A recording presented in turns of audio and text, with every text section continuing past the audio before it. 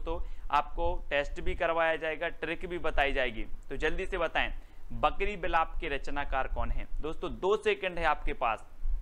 और आपको पता है दोस्तों कि भारत में बकरी बहुत हैं, भारत में बकरियां बहुत हैं। अगर किसी की बकरी को थोड़ा सा कुछ हो जाता है तो लोग बिलाप करने लगते हैं। भारत में किसी की बकरी को किसी थोड़ा सा कुछ हो जाता है तो क्या करने लगते हैं? बिलाप करने लगते हैं। कहाँ पर? भारत में।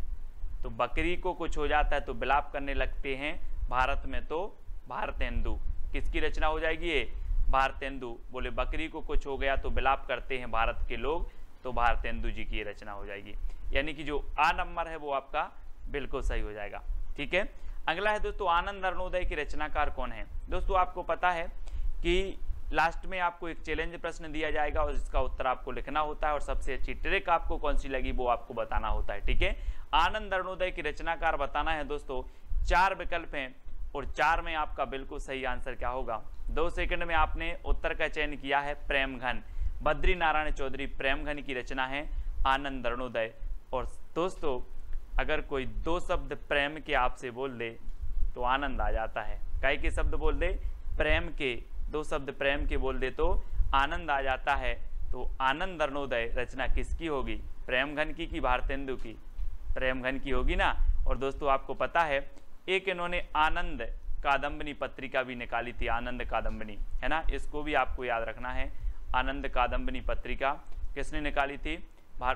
प्रेमघन साहब ने, है ना। पूछा जाता है आनंद कादम्बनी पत्रिका किसने निकाली थी? प्रेमघन ने।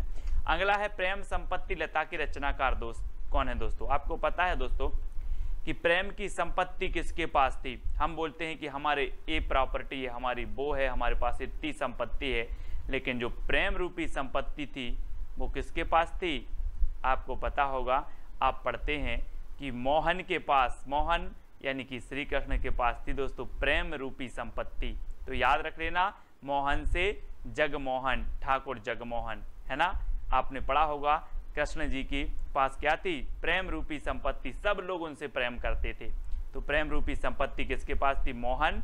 तो मोहन से बनेगा जगमोहन, ठाकुर जगमोहन की रचना है प्रेम संपत्ति लता। ठीक है, अगला है मन की लहर की रचनाकार कौन है?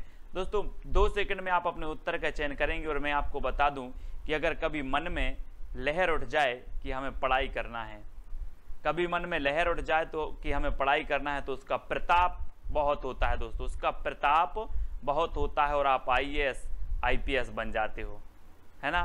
तो मन में पढ़ाई की लहर उठानी है ना, और उस लहर का इतना प्रताप होगा कि आप IAS बन जाओगे। तो काय का प्रताप है? मन की लहर का प्रताप है। बोले ये तो IAS कैसे बन गए? वो तो ये तो मन की लहर का प्रताप है जो हम IAS बन गए। तो मन की लहर का प्रताप, इसलिए प्रताप नारायण मिश्र, यानी कि ये नंबर आपका बिल्कुल सही हो जाएगा। ठीक है, अगला क्वेश्चन है दोस्तों, भारत 12 मासा के रचनाकार कौन है? 4 विकल्प हैं दोस्तों। हम देखते हैं कि भारत में नहीं, सब जगह कितने मास होते हैं? 12 मास होते हैं, है ना, 12 महीना होते हैं। और आपको पता है कि भारत में 12 मासा जो है राधा और कृष्ण की क्या की जाती है? पूजा की जाती है। भारत में 12 मासा राधा कृष्ण की पूजा की जाती है। तो भारत 12 मासा के रचनाकार कौन होंगे? कौन होंगे? राधा कृष्ण दास, है ना। बोले सर भारत में 12 मासा राधा और कृष्ण की पूजा की जाती है, इसलिए राधा कृष्ण दास इसके रचयिता हो जाएंगे। ठीक है, पावस 50 की रचनाकार कौन है दोस्तों? 4 विकल्प हैं। तब तक मैं आपको बता दूं कि यहाँ पर एक क्या आ रहा है? पाँव, है ना, और एक क्या आ रहा है? 50। अब आपको पाँव 50 बार पढ़ना है। किसके? अम्बे। आप वो आरती करते ना, अम्बे तू है जगदम्बे काली, पढ़ते ना आरती, तो वो ही है। पाँव 50 बार पढ़ना है बोले अम्बे के, तो अम्बे से बनेगा अंबिका दत्त व्यास, अंबिका दत्त व्यास, पाँव 50, पावस 50। इस प्रकार से पावस 50 और अम्बे के पढ़ना है तो अंबिका दत्त व्यास की रचना होगी। कौन सी? पावस 50। कितने बार पढ़ना है? 50 बार। किसके? अम्बे के, तो अंबिका दत्त व्यास। ठीक है, अगला है भारत दुर्दशा की रचनाकार कौन है? दोस्तों आपको पता है कि भारत दुर्दशा, है ना, अब यहाँ पर भारत आ रहा है और भारत दुर्दशा, तो ये भी रचना किसकी होगी? भारतेंदु की होगी, है ना। भारत दुर्दशा भारतेंदु जी की रचना है ना। भारत भारती मैथिली शरण गुप्त की रचना है, भारत दुर्दशा भारतेंदु की है ना। कभी कभी कंफ्यूज हो जाते लोग, इस प्रकार से आपका डी नंबर बिल्कुल सही हो जाएगा। नेक्स्ट है भारत धर्म के रचनाकार कौन है दोस्तों, भारत धर्म।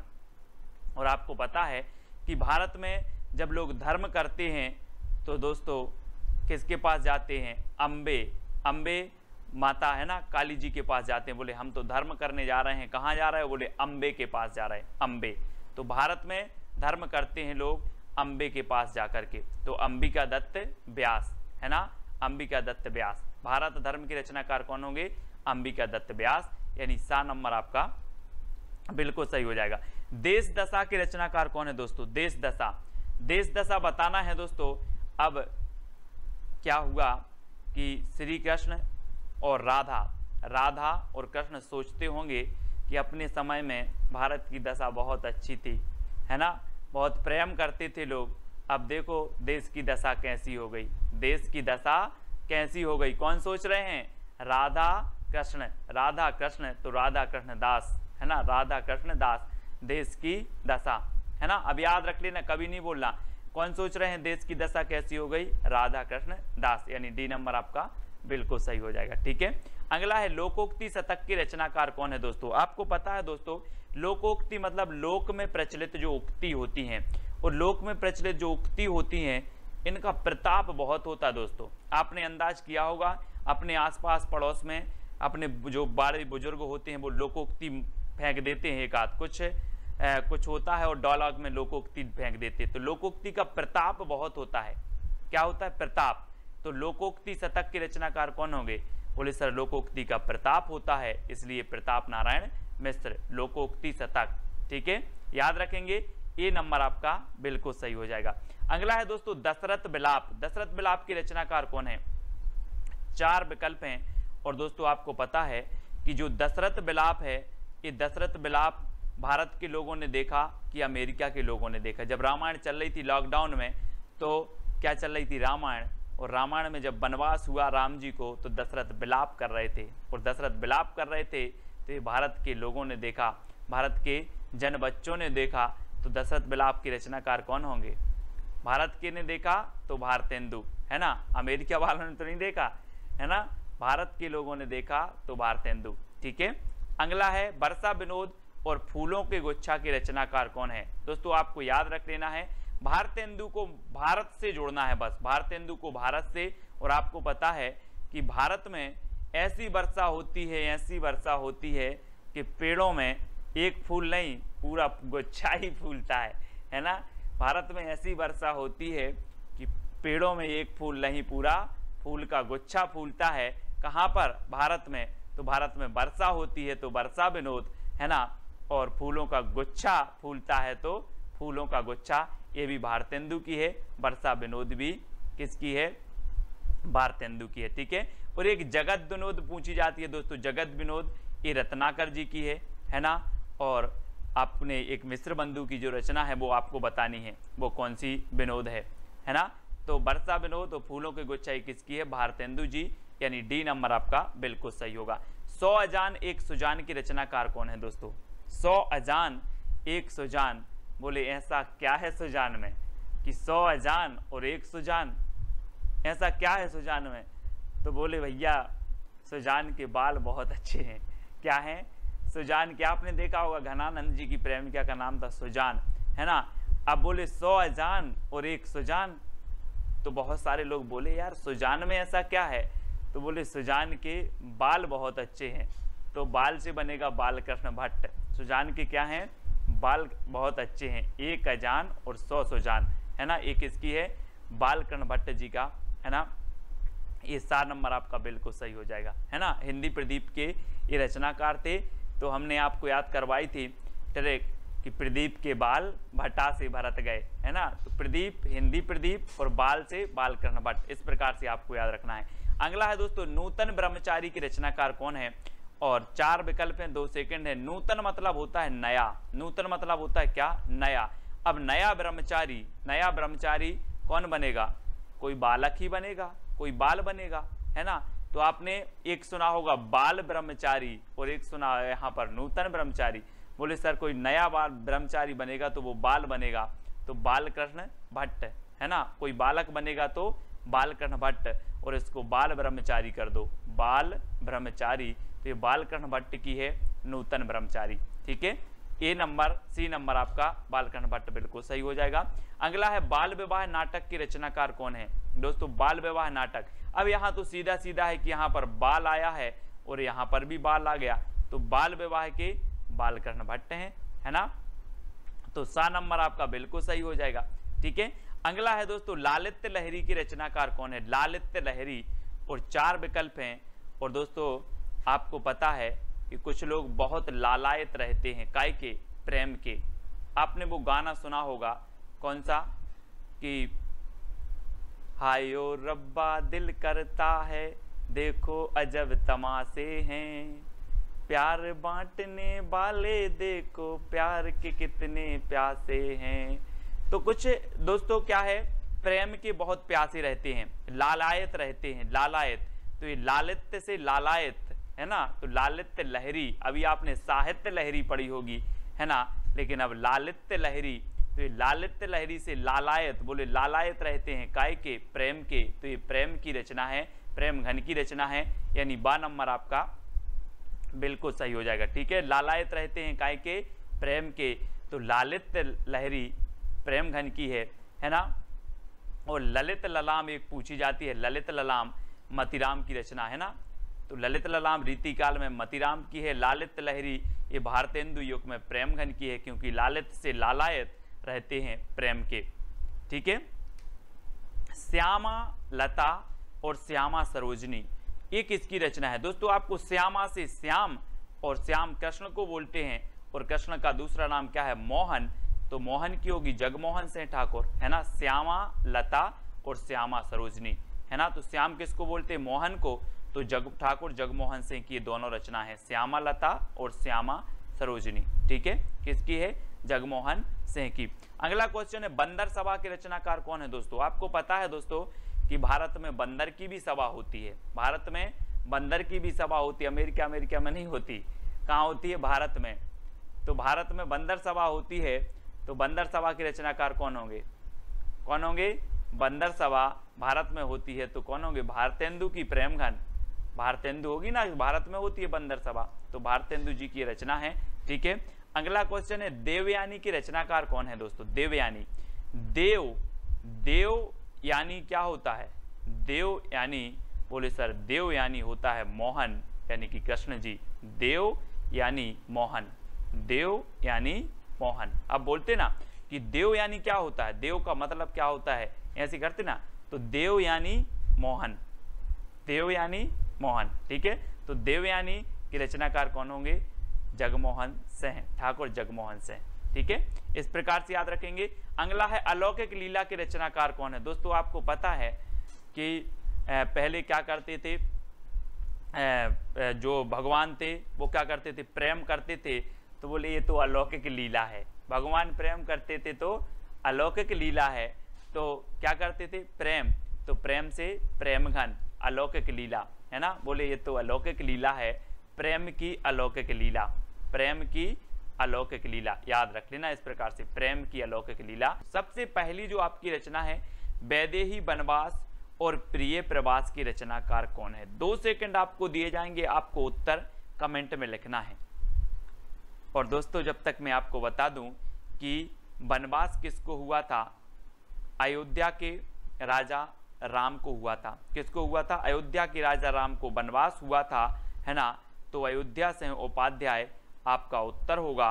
और जब ये वनवास हुआ तो ये अपने प्रिय को लेकर प्रवास कर गए थे, वन को प्रवास कर गए थे, है ना। तो प्रिय को, तो प्रिय प्रवास, है ना। और अयोध्या के राजा किसको, राम को वनवास हुआ था। तो वैदेही वनवास हुआ था अयोध्या के राजा राम को। तो अयोध्या से उपाध्याय हरिऔध की रचना होगी। और ये प्रिय को ले गए थे तो प्रिय प्रवास भी इन्हीं की रचना होगी, ठीक है। अब दोस्तों याद रख लेना है ये दोनों ही रचना वैदेही वनवास और प्रिय प्रवास किसकी हैं, उपाध्याय हरिऔध जी की हैं। और प्रिय प्रवास ये हिंदी का खड़ी बोली का प्रथम महाकाव्य है, खड़ी बोली का प्रथम महाकाव्य माना जाता है प्रिय प्रवास, ठीक है। इसको याद रखेंगे। अगला है मिलन पथिक, मानसी, स्वप्न की रचनाकार कौन है? तो रचनाकार कौन है दोस्तों? आपका बिल्कुल सही आंसर होगा वो कौन होंगे? उत्तर आपका सही हो जाएगा दोस्तों राम नरेश त्रिपाठी। कौन है? त्रिपाठी। यानी कि आपका जो विकल्प नंबर सी है वो बिल्कुल सही हो जाएगा। ठीक है, मिलन, पथिक, मानसी और स्वप्न, ये राम नरेश त्रिपाठी की चारों रचनाएं हैं। इनको याद कर लेना, इनका क्रम भी यही है दोस्तों। मिलन के पथ में मानसी का स्वप्न देखा, मिलन के पथ में मानसी, इनका क्रम भी सबसे पहले मिलन, फिर पथ, फिर मानसी और स्वप्न, इनका क्रमबद्ध भी कई बार पूछा जाता है। तो आपको याद रख लेना, मिलन के पथ में मानसी का स्वप्न देखा, ये राम नरेश त्रिपाठी की रचनाएं हैं, है ना। कैसे याद करोगे? मिलन के पथ में मानसी का स्वप्न देखा, ये राम नरेश त्रिपाठी जी की रचनाओं का एक ट्रिक हो जाएगी जो आपको याद रख लेना है, और ये रचनाएं त्रिपाठी जी की हैं। ठीक है, अगला है दोस्तों कृषक क्रंदन के रचनाकार कौन हैं? दोस्तों आपको पता है कि जब इस प्रकार से पानी नहीं गिरता तो कृषक क्या करता है? क्रंदन करता है, और क्रंदन इसका ईश्वर के पास गया, गया क्या? क्रंदन गया, तो क्रंदन गया, तो गया से गया प्रसाद शुक्ल स्नेही, क्रंदन गया तो गया प्रसाद शुक्ल स्नेही, तो कृषक का क्रंदन गया, तो गया प्रसाद शुक्ल स्नेही की रचनाकार जो है कृषक क्रंदन की रचनाकार हो जाएंगे। इस प्रकार से अब कभी भी आपकी रचना पूछेगी, बोली कृषक क्रंदन, तो आपको याद आएगा क्रंदन गया, तो गया प्रसाद शुक्ल स्नेही। अगला हिंडोला की रचनाकार कौन है दोस्तों? चार विकल्प है, चार में से आपको बताना है, और आपको पता है कि आपको याद कर लेना है जगन्नाथ का हिंडोला, जगन्नाथ का हिंडोला, यानी कि जो सी नंबर है वो बिल्कुल सही हो जाएगा, जगन्नाथ का हिंडोला। तो हिंडोला रचना और ये किसकी हो जाएगी? जगन्नाथ दास रत्नाकर। ये देखो चित्र में जगन्नाथ का हिंडोला, जगन्नाथ का हिंडोला। अब कभी भूलोगे आप? नहीं भूल पाओगे। जगन्नाथ का हिंडोला, बोले हिंडोला रचना किसकी है? बोले जगन्नाथ दास रत्नाकर, है ना। सी नंबर आपका बिल्कुल सही हो जाएगा। अगला है संपत्ति शास्त्र की रचनाकार कौन है? दोस्तों चार विकल्प हैं, चार में से चयन करना है, और आपको पता है अगर आप महावीर की भक्ति करोगे तो आपके पास संपत्ति की कमी नहीं रहेगी। किसकी भक्ति करोगे? महावीर भगवान की भक्ति करोगे तो आपके पास संपत्ति की क्या नहीं रहेगी? कमी नहीं रहेगी। तो महावीर से बनेगा आपका महावीर प्रसाद द्विवेदी। ठीक है, महावीर से क्या बनेगा? महावीर प्रसाद द्विवेदी। इस प्रकार से आपको याद रखना है। ठीक है, बोले महावीर की भक्ति करेंगे तो संपत्ति की कमी नहीं रहेगी। महावीर प्रसाद द्विवेदी, इनके नाम पर द्विवेदी योग का नाम पड़ा था। ठीक है, भारत भारती की रचनाकार कौन है दोस्तों? चार विकल्प हैं भारत भारती, और आपको पता है कि हम भारत भारती की शरण में हैं। हम लोग क्या हैं? भारत भारती की, माँ भारती की शरण में हैं कि नहीं है? चित्र में देखो जरा, माँ भारती की शरण में है हम लोग, है ना, माँ भारती की शरण में। तो भारत भारती की शरण, तो मैथिली शरण गुप्त, भारत भारती की शरण में है तो मैथिली शरण गुप्त, है ना, शरण गुप्त, मैथिली शरण गुप्त कि इसके रचनाकार हो जाएंगे, है ना। रस कलश के रचनाकार कौन है दोस्तों? रस कलश, ये देखो रस का कलश औंधा दिया, औंध दिया, है ना, रस का कलश औंध दिया, तो रस कलश के रचनाकार कौन होंगे? औंध दिया तो हरिऔध, है ना। रस का कलश हरि के ऊपर औंध दिया, हरि मतलब भगवान, भगवान के ऊपर औंध दिया, तो रस कलश हरि के ऊपर औंध दिया। चित्र में देखो, हरि के ऊपर औंध दिया, है ना, औंध दिया ना, तो हरिऔध, रस कलश रचनाकार हरिऔध की है। ठीक है, अगला है काव्य मंजूषा के रचनाकार कौन है दोस्तों? चार विकल्प हैं, 4 सेकंड में आप उत्तर बताएंगे। ट्रिक भी आपके सामने है कि महावीर का काव्य मंजूषा पढ़ती है। महावीर का काव्य कौन पढ़ती है? मंजूषा पढ़ती है। तो काव्य मंजूषा महावीर प्रसाद द्विवेदी, यानी डी नंबर आपका बिल्कुल सही हो जाएगा। अब महावीर का काव्य मंजूषा पढ़ती है, याद रखेंगे आप, महावीर का काव्य मंजूषा पढ़ती है ना। तो काव्य मंजूषा के रचनाकार जो होंगे वो महावीर प्रसाद द्विवेदी होंगे। अगला है दोस्तों रंग में भंग के रचनाकार कौन है? रंग में भंग, दोस्तों आप रंग बना रहे थे और मैंने मेथी डाल दी, मैथी डाल दी तो आप बोलोगे यार रंग में भंग कर दिया आपने, रंग में भंग कर दिया। क्या डाल दी? मैथी डाल दी तो रंग में भंग कर दिया। तो रंग भंग के रचनाकार कौन होंगे? मैथी डाल दी तो मैथिली शरण गुप्त। रंग में भंग कर दिया मैथी डाल के, तो रंग में भंग ये रचना किसकी होगी? मैथिली शरण गुप्त की। अधिकांश लोगों को पता है, ये नंबर आपका बिल्कुल सही हो जाएगा। ठीक है, अगला है शंकर सरोज और शंकर सर्वस्व के रचनाकार कौन है? अब दोस्तों यहाँ पर शंकर आ रहा है, यहाँ पर भी शंकर आ रहा है, तो उत्तर में भी शंकर आएगा। नाथूराम शर्मा शंकर, शंकर सरोज और शंकर सर्वस्व के रचनाकार कौन है? नाथूराम शर्मा शंकर हैं, यानी यह नंबर आपका बिल्कुल सही हो जाएगा। ठीक है, अगला है राम रावण विरोध की रचनाकार कौन है? दोस्तों राम और रावण का क्या है? एक दूसरे से विरोध चलता था और राम और रावण के विरोध में कोई राय नहीं देना, है ना। मैंने कहा राम और रावण के विरोध में राय नहीं देना, तो कुछ लोग बोले सर राय देवी, अपन तो राय देवी, तो राय देवी। राम रावण के विरोध में अपन तो राय देवी, तो राय देवी प्रसाद पूर्ण। राम रावण के विरोध में राय देवी, तो राय देवी प्रसाद पूर्ण। ठीक है, ठीक है, राम रावण के विरोध में राय देवी, तो राय देवी प्रसाद पूर्ण, सा नंबर इसका सही हो जाएगा। ठीक है, प्रवासी के रचनाकार कौन है? 4 विकल्प हैं दोस्तों। आपको पता है प्रवासी मतलब क्या होता है? प्रवासी पक्षी नाम सुना होगा।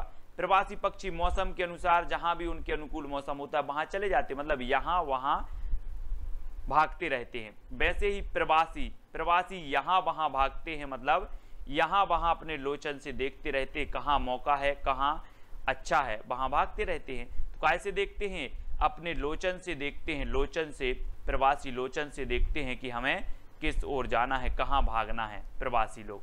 तो लोचन प्रसाद पांडे की रचना हो जाएगी प्रवासी। ठीक है, याद रख लेना। अगला है वीर बालक के रचनाकार कौन है? नाथूराम शर्मा शंकर, लोचन प्रसाद पांडे, राय देवी प्रसाद पूर्ण या फिर लाला भगवान दीन। और वीर बालक के जो रचनाकार हैं, आपको पता है दोस्तों कि जब भगवान का जन्म होता है तो वीर बालक के रूप में होता है। आपने देखा होगा, इतनी सारी लीलाएं देखी होंगी, है ना। कृष्ण की ही बात कर लो, कृष्ण जी का जन्म हुआ, भगवान का जन्म हुआ तो वीर बालक के रूप में हुआ। तो भगवान का जन्म होता है तो कैसे होता है? वीर बालक के रूप में। तो वीर बालक के रचनाकार कौन होंगे? लाला भगवान दीन, लाला भगवान दीन, है ना। भगवान का जन्म वीर बालक के रूप में होता है, तो वीर बालक के रचनाकार लाला भगवान दीन। ठीक है, अगला है दोस्तों रामचरित चिंतामणि की रचनाकार कौन है? और 4 विकल्प हैं, रामचरित उपाध्याय, लोचन प्रसाद पांडे, राय देवी प्रसाद पूर्ण या फिर लाला भगवान दीन। तो आपको पता है कि रामचरित चिंतामणि यानी कि ये जो रचना होगी वो किसकी होगी? रामचरित उपाध्याय की। रामचरित चिंतामणि की रचनाकार रामचरित उपाध्याय, यानी आपका 1 नंबर बिल्कुल सही हो जाता है। ठीक है, ए नंबर। नेक्स्ट है भारत गीत की रचनाकार कौन है दोस्तों? 4 विकल्प हैं। हमने भारत भारती पढ़ा था, किसका? भारत भारती, अपने मैथिली शरण गुप्त की रचना पढ़ी थी। ठीक है, और ये भारत गीत पूछा गया है, तो पाठक लोग क्या करते? भारत के गीत गाते हैं। पाठक भारत के गीत गाते हैं। कौन गाते हैं? पाठक। तो श्रीधर पाठक, तो पाठक भारत के गीत गाते हैं, तो भारत गीत की रचनाकार कौन होंगे? श्रीधर पाठक, यानी सा नंबर आपका बिल्कुल सही हो जाएगा, सा नंबर। ठीक है, अगला है आवाहन की रचनाकार कौन है दोस्तों? आहान जिसे बोलते हो आप, आहान की रचनाकार कौन है? तो वो है बालकृष्ण शर्मा नवीन, है ना। और दोस्तों आज कृष्ण जन्माष्टमी भी है, तो हम कृष्ण का क्या करते हैं? आवाहन करते हैं, कृष्ण जी आओ मेरे मन मंदिर में विराजमान हो जाओ, है ना। इस प्रकार से क्या करते? आवाहन करते हैं, कृष्ण जी आओ और मेरे मन मंदिर में विराजमान हो जाओ। तो किसका आह्वान करते हैं हम? कृष्ण का। तो बालकृष्ण शर्मा नवीन की रचना कौन सी है? आवाहन, है ना, यानी बा नंबर आपका बिल्कुल सही हो जाएगा, बा नंबर। नेक्स्ट है यशोधरा और साकेत की रचनाकार कौन है? 4 विकल्प हैं और 4 में से चयन करना है। और रामचरित उपाध्याय, बालकृष्ण शर्मा नवीन, मैथिली शरण गुप्त, लाला भगवान दीन। तो आपका बिल्कुल सही आंसर होगा दोस्तों कि यशोधरा और साकेत ने मैथिली, है ना। जब 10वीं पास हो जाती है उसके बाद सब्जेक्ट लेना पड़ता है इस प्रकार से। तो यशोधरा और साकेत ने क्या ली? मैथिली। तो यशोधरा और साकेत की रचनाकार कौन होंगे? मैथिली शरण गुप्त, मैथिली शरण गुप्त। अब याद रख लेना यशोधरा और साकेत ने मैथिली, यशोधरा और साकेत ने क्या ली, मैथिली। तो मैथिली शरण गुप्त की रचना होगी। ये खंड काव्य है यशोधरा और ये साकेत महाकाव्य है, इसमें 12 सर्ग हैं, है ना, याद रखना। और 12वें सर्ग में उर्मिला और लक्ष्मण का मिलन भी है। नेक्स्ट है स्वदेशी कुंडल की रचनाकार कौन है।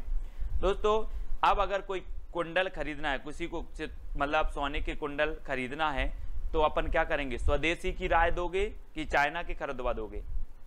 स्वदेशी की राय देवी, स्वदेशी की राय देवी। बोले सर अपन तो स्वदेशी की राय देवी, है ना, स्वदेशी की राय देवी। तो स्वदेशी कुंडल राय देवी, राय देवी प्रसाद पूर्ण, स्वदेशी की राय देवी। काय की राय देवी, स्वदेशी की। तो 7 नंबर आपका बिल्कुल स्वदेशी कुंडल के रचनाकार कौन हो जाएंगे, राय देवी प्रसाद पूर्ण।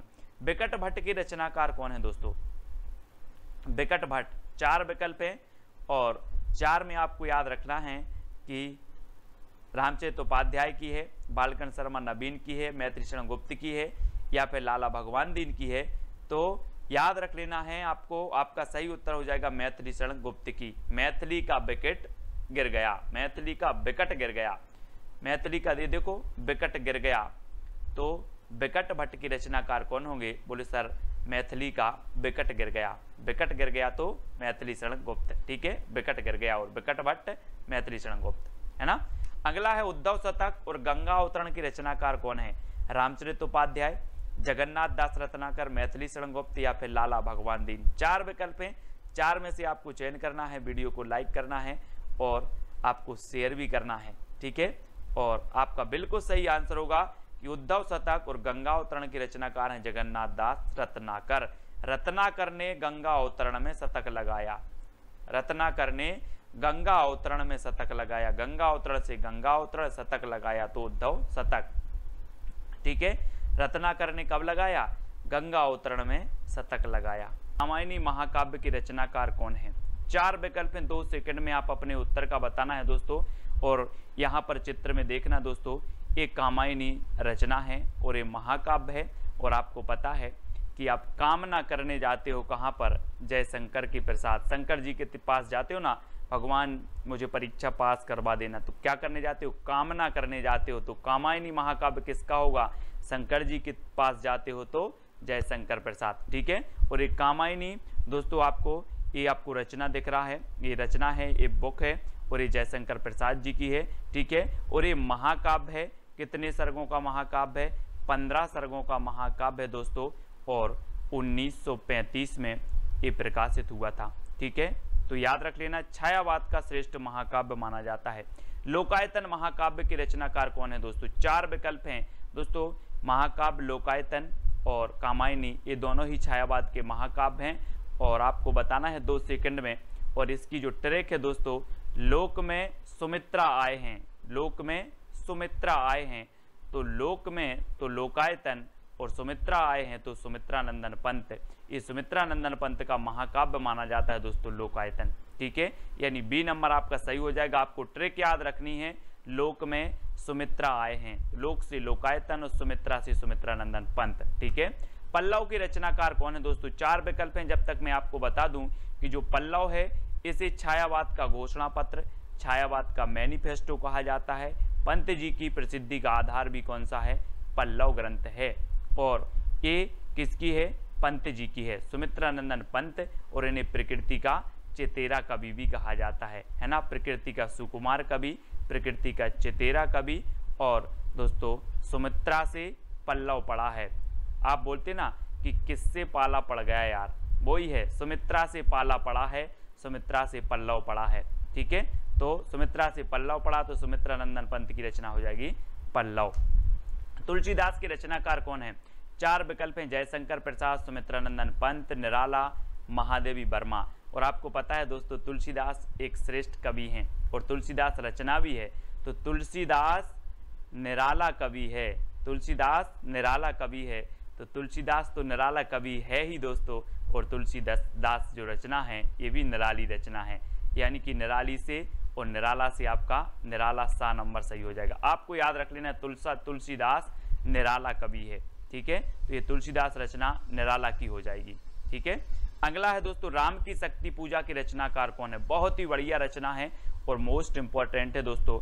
और राम की शक्ति की पूजा कौन करते हैं, निराले व्यक्ति करते हैं, है ना। या फिर राम की शक्ति पूजा निराली है, राम की शक्ति पूजा निराली है, राम की शक्ति पूजा निराले व्यक्ति करते हैं। तो राम की शक्ति पूजा के रचनाकार कौन होंगे, कौन होंगे, निराला, यानी कि जो सा नंबर है वो आपका बिल्कुल सही हो जाएगा। यामा के रचनाकार कौन है दोस्तों, यामा, जैसे कि 1982 में ज्ञानपीठ पुरस्कार मिला था दोस्तों। और आपको पता है कि आप बोलते ना या माँ, या माँ बोलते किसे, महादेवी को, महादेवी को माँ बोलते हैं। तो ये यामा भी रचना किसकी हो जाएगी, महादेवी वर्मा की हो जाएगी। ठीक है, याद रख लेना। छायावाद की श्रेष्ठ कवित्री हैं दोस्तों, इन्हें आधुनिक मीरा भी कहा जाता है ना। आधुनिक मीरा किसे कहा जाता है, तो महादेवी वर्मा को, है ना। और चित्ररेखा के रचनाकार कौन है। 4 विकल्प हैं, 2 सेकंड है दोस्तों आपके, और आपको बताना है, और आपका बिल्कुल यहां पर सही हो जाएगा। चित्ररेखा ए राम कुमार वर्मा, यानी कि जो सा नंबर है वो बिल्कुल सही हो जाएगा। दोस्तों आपको पता है राम कुमार का चित्र रेखा ने देखा, चित्र रेखा, तो राम कुमार का चित्र रेखा ने देखा, ये आपकी ट्रिक है। तो चित्र रेखा, है ना, चित्र रेखा ने देखा किसका, राम कुमार का। तो चित्र रेखा के रचनाकार कौन होंगे, राम कुमार वर्मा। अब याद रख लेना आप कैसे याद रखोगे, राम कुमार का चित्र रेखा ने देखा, तो चित्र रेखा राम कुमार वर्मा की रचना हो जाएगी। ठीक है, अगला है निहार, रश्मि, नीरजा, सांदगीत और दीपशिखा के रचनाकार कौन है। 4 विकल्प आपके पास, जयशंकर प्रसाद, सुमित्रानंदन पंत, राम कुमार वर्मा, महादेवी वर्मा। इनमें से 2 सेकंड में आपको बताना है कि निहार, रश्मि, नीरजा, है ना, सांदगीत और दीपशिखा। और आपको पता है दोस्तों कि ये पूरी ही रचनाएं किसकी हैं, महादेवी वर्मा की हैं। महादेवी वर्मा, यानी कि 4 नंबर आपका बिल्कुल सही हो जाएगा। अब यहाँ पर देखो दोस्तों, सबसे पहले क्या होता है प्रभात में, सबसे पहले जब हमारा सुबह होता है, प्रभात होता है, तब निहार आता है। निहार यानी कि ओस आता है कि सुबह सुबह की नहीं, ओस आता है, तो निहार आता है, निहार। ठीक है, फिर क्या आती है, रश्मि, यानी कि सूरज की ज्योति आती हैं, तो रश्मि आती है। ठीक है, फिर रश्मि आती है, और फिर दोस्तों नीरजा खिलती है, यानी कि जो है कमल खिलता है ना, कमल खिलता है, तो नीरजा खिलता है।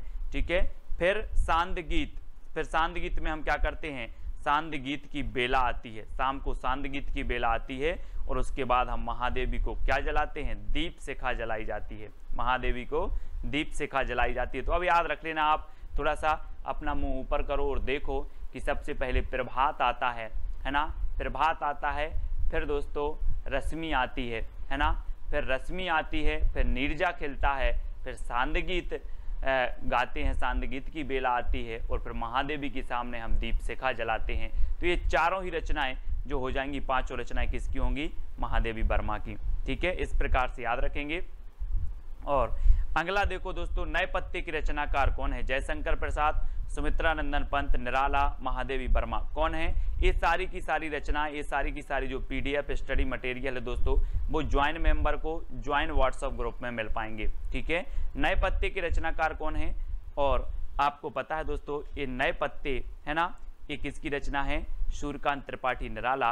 और आपने पेड़ में देखे होंगे जब नए पत्ते आते हैं तो बिल्कुल निराले पत्ते होते हैं। कैसे होते हैं, निराले होते हैं, नए पत्ते निराले होते हैं। तो नए पत्ते के रचनाकार कौन होंगे, निराला जी। ठीक है, अगला है निर्माल एक तारा के रचनाकार कौन है। 4 विकल्प हैं, बहुत ही बढ़िया प्रश्न है।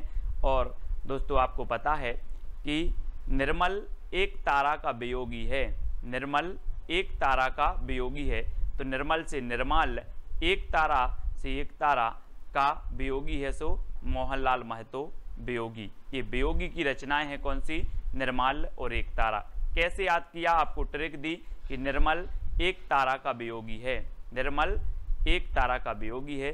तो निर्मल और एक तारा के रचनाकार कौन होंगे, मोहनलाल महतो वियोगी। ठीक है, पंछी और रागिनी के रचनाकार कौन है दोस्तों, गोपाल सिंह नेपाली, सुमित्रानंदन पंत, मोहनलाल महतो या फिर महादेवी वर्मा। पंछी और रागिनी, और प्रश्न क्रमांक 11 में आपका बिल्कुल सही आंसर होगा रागिनी का नेपाली पंछी, रागिनी का नेपाली पंछी। तो रागिनी से रागिनी और नेपाली से हो जाएंगे आपके कौन, गोपाल सिंह नेपाली, और पंछी से पंछी। तो पंछी और रागनी जो रचना है वो किसकी है, गोपाल सिंह नेपाली की। आपको ट्रिक याद रखना है, रागनी का नेपाली पंछी, रागनी का नेपाली पंछी। तो रागनी और पंछी ये गोपाल सिंह नेपाली की रचना हो जाएंगी। ठीक है, अगला है दोस्तों अमृत और विष की रचनाकार कौन है। अमृत और विष 4 विकल्प हैं, और दोस्तों अगर आपने विष को अमृत समझकर पी लिया तो आपका उदय नहीं हो पाएगा। फिर क्या नहीं हो पाएगा, उदय नहीं हो पाएगा। तो अमृत और विष के रचनाकार कौन होंगे, बोले सर हमने विष को अमृत समझकर पी लिया और फिर उदय नहीं हुआ कभी। तो उदय शंकर भट्ट है ना, उदय शंकर भट्ट। और ये एक रचना अमृत और विष अमृतलाल नागर की भी है, कंफ्यूज नहीं होना। और ये अमृत और विष जो रचना है ये किसकी है, उदय शंकर भट्ट की भी है। ठीक है, तो डी नंबर आपका बिल्कुल सही है। कलापी की रचनाकार कौन है, कलापी।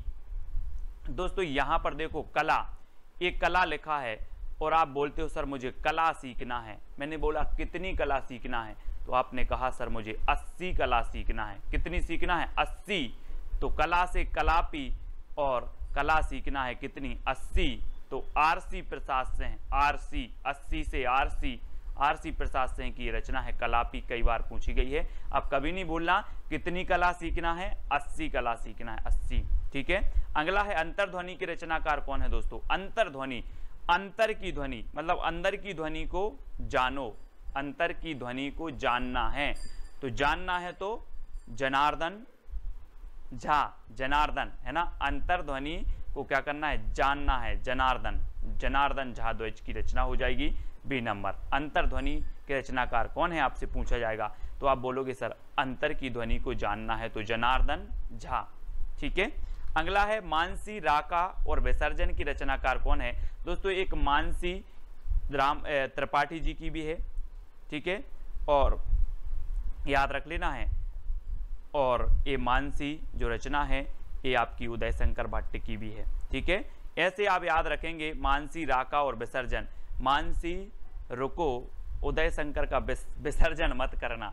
मानसी रुको, उदय शंकर का विसर्जन मत करना। तो मानसी से मानसी, रुको से राका और विसर्जन से विसर्जन। मानसी, राका और विसर्जन है ना। और अमृत और विष ये 4 रचनाएं इनकी हैं, कौन की, उदय शंकर भट्ट की। मानसी रुको, उदय शंकर का विसर्जन मत करना।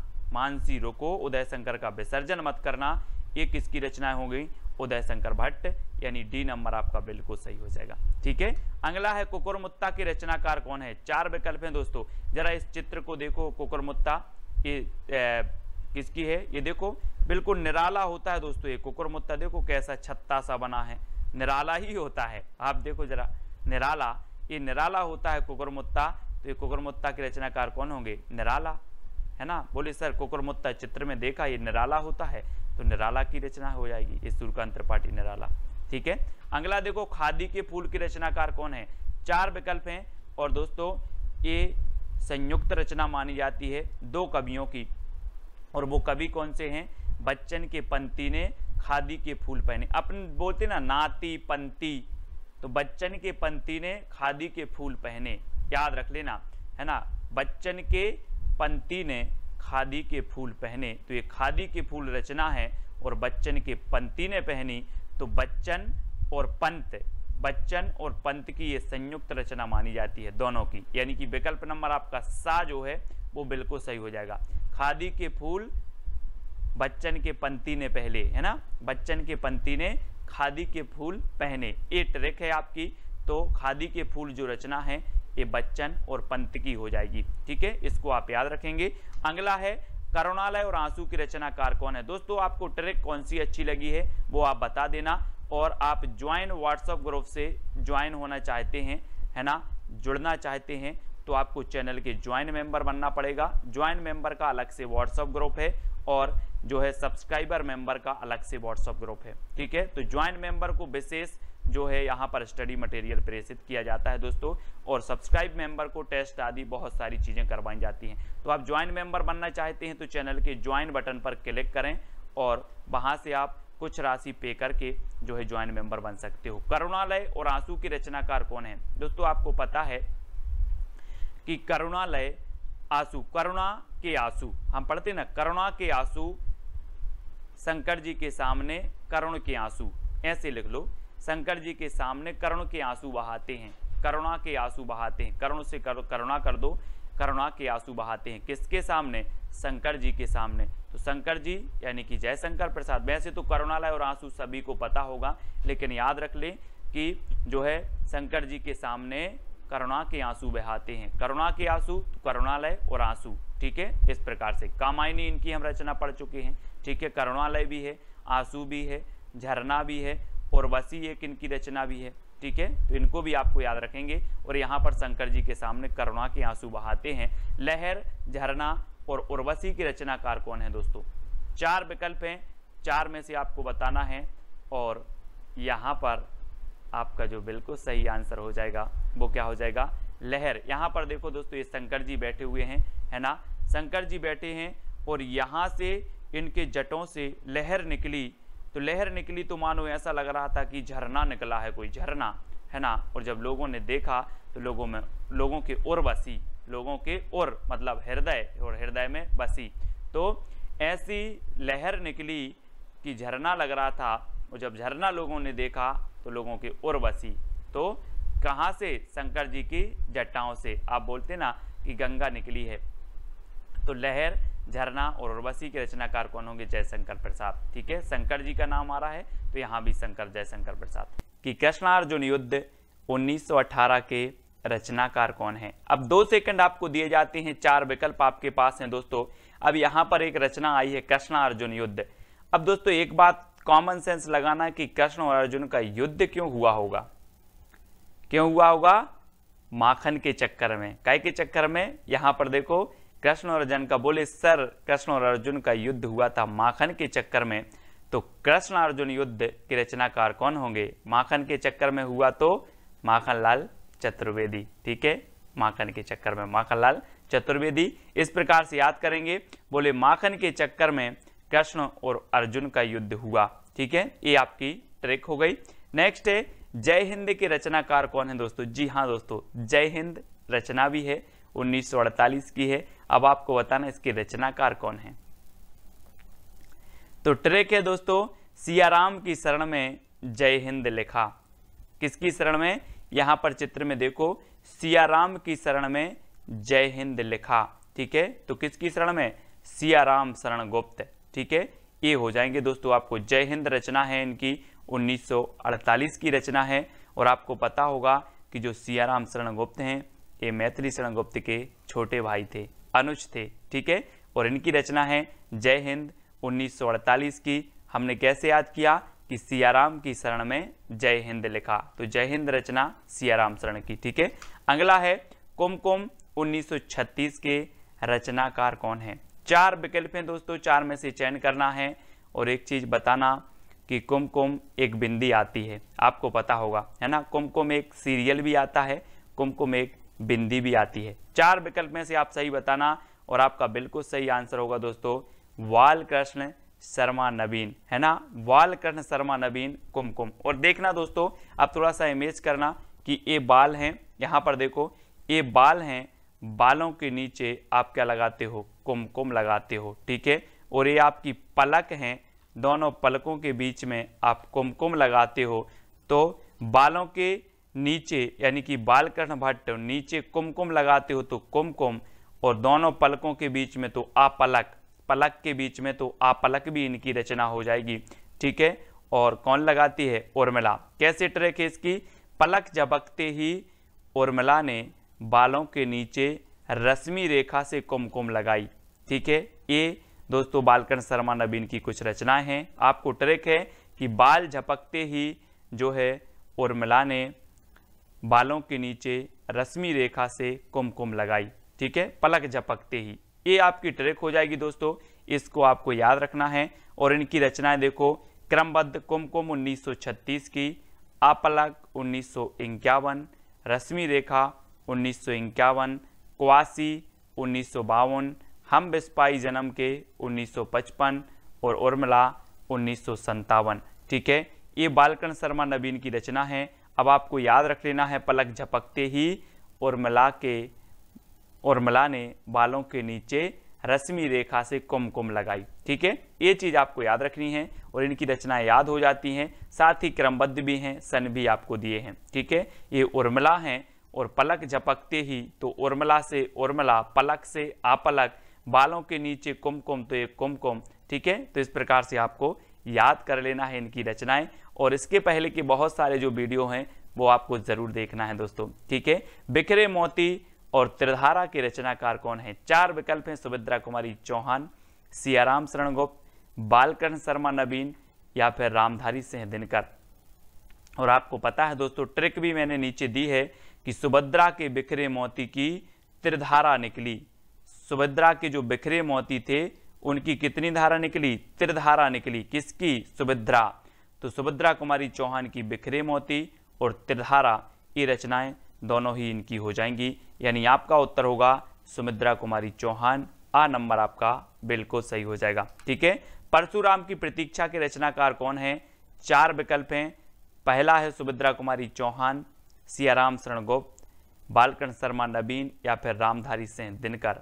और आपको पता है दोस्तों कि रामधारी सिंह दिनकर को अनल का कवि कहा जाता है, ओज का कवि कहा जाता है, और परशुराम की प्रतीक्षा इनकी दोस्तों बहुत ही बढ़िया रचना है, कई बार पूछी गई है। नीचे ट्रिक दी है कि परशुराम की प्रतीक्षा में उर्वशी और रश्मि ने कुरुक्षेत्र में हुंकार भरी, है ना।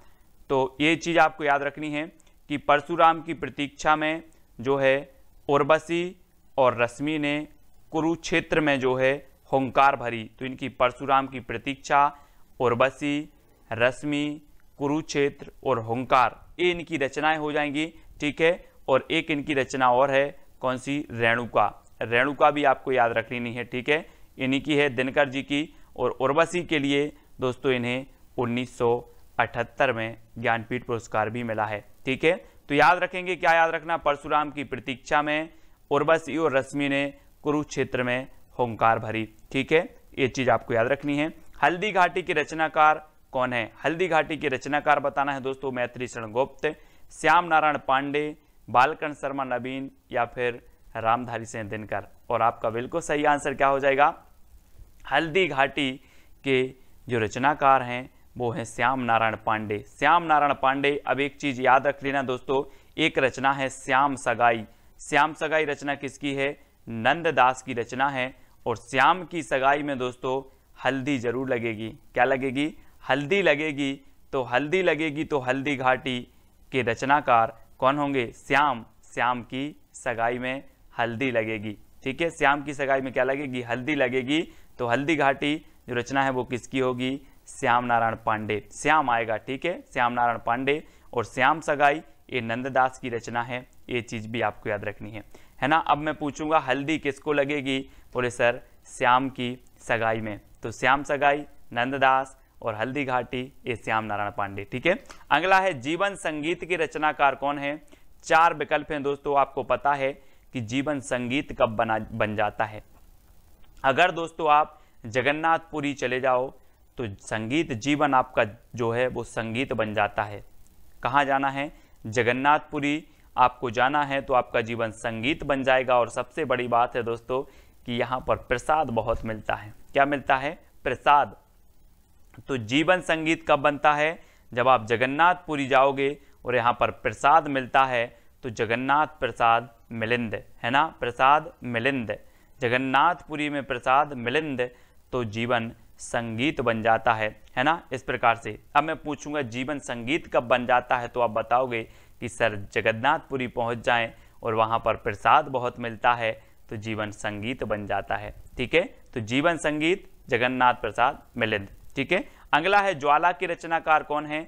4 विकल्प हैं दोस्तों, मैथिली शरण गुप्त, श्याम नारायण पांडे, जगन्नाथ प्रसाद मिलिंद या फिर केदारनाथ मिश्र। प्रभात आपको पता होगा कि दोस्तों केदारनाथ में जब बाढ़ आई थी तो सभी लोगों ने वहाँ पर जितने लोगों की मृत्यु हुई थी, जितने लोग बह गए थे, कुछ लोग बेघर हो गए थे, है ना, उनके लिए श्रद्धांजलि के लिए क्या जलाई थी? ज्वाला जलाई थी, ज्वाला, है ना। ये देखो यहाँ पर ज्वाला जलाई थी, कहाँ के लिए? केदारनाथ के लिए। तो ज्वाला के रचनाकार कौन होंगे? केदारनाथ नाथ मिश्र प्रभात। अब यहाँ अग्रवाल नहीं जोड़ना, सिंह नहीं जोड़ना, ये केदारनाथ मिश्र प्रभात हैं जिनकी रचना है ज्वाला। ठीक है, ये चीज आपको याद रखनी है। अगला है साहित्य देवता के रचनाकार कौन है।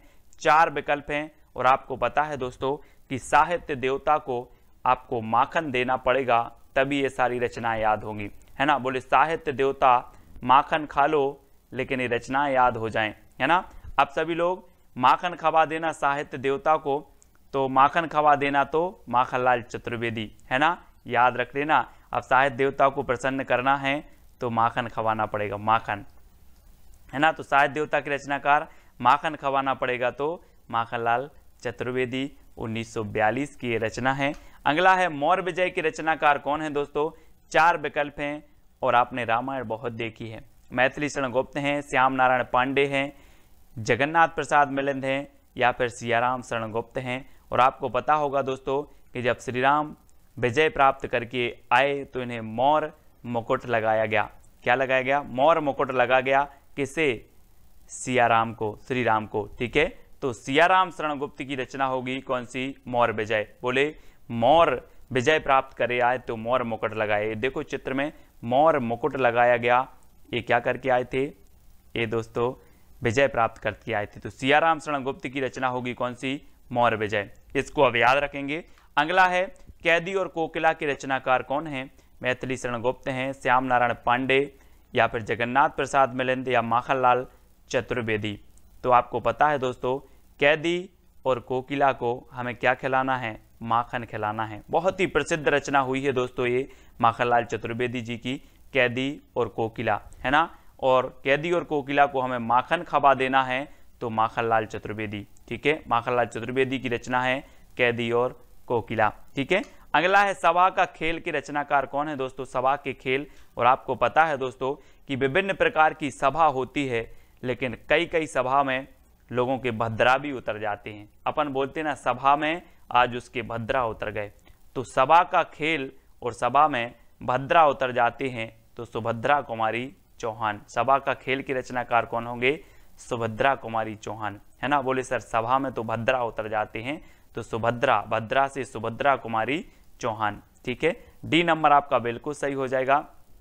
नेक्स्ट है नूरजहां के रचनाकार कौन है। मैथिली शरण गुप्त, श्याम नारायण पांडे, गुरु भक्त सिंह या फिर सुभद्रा कुमारी चौहान। नूरजहां, और आपको पता है दोस्तों कि नूरजहां आदि के चक्कर में कौन नहीं पड़ते, वो नहीं पड़ते, कौन, गुरु भक्त। गुरु भक्त नूरजहां के पीछे नहीं पड़ते, चक्कर में नहीं पड़ते, कौन, गुरु भक्त लोग। इन्हें सिर्फ भक्ति से काम होता है तो गुरु भक्त सिंह। ठीक है, नूरजहां के रचनाकार कौन होंगे, बोले सर नूरजहां के चक्कर में भक्त लोग नहीं पड़ते, गुरु भक्त नहीं पड़ते तो गुरु भक्त सिंह।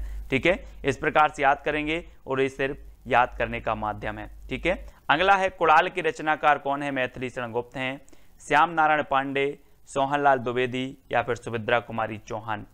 और बहुत ही बढ़िया ये प्रश्न है दोस्तों, कुणाल के रचनाकार कौन है, सोहनलाल द्विवेदी, यानी कि आपका सही उत्तर होगा विकल्प नंबर सी। ठीक है, सोहनलाल द्विवेदी। अगला है आत्म बलिदान के रचनाकार कौन है। मैथिली शरण गुप्त हैं, श्याम नारायण पांडे, बालकन शर्मा नवीन या फिर सुभद्रा कुमारी चौहान। दोस्तों आपको पता है अगर मैं बोलूं कि आप आत्म बलिदान कर दो, बोलो सर मैं आत्म बलिदान तो कर दूंगा लेकिन मेरे बालों के बलिदान की मत बोलना, मेरे बालों की बलिदान की मत बोलना, मैं सब कुछ बलिदान कर दूंगा, बालों के बलिदान की मत बोलना। तो आत्म बलिदान की रचनाकार कौन होंगे, बालकृष्ण भट्ट। बाल की मत नहीं, बाल की मत बोलना, है ना।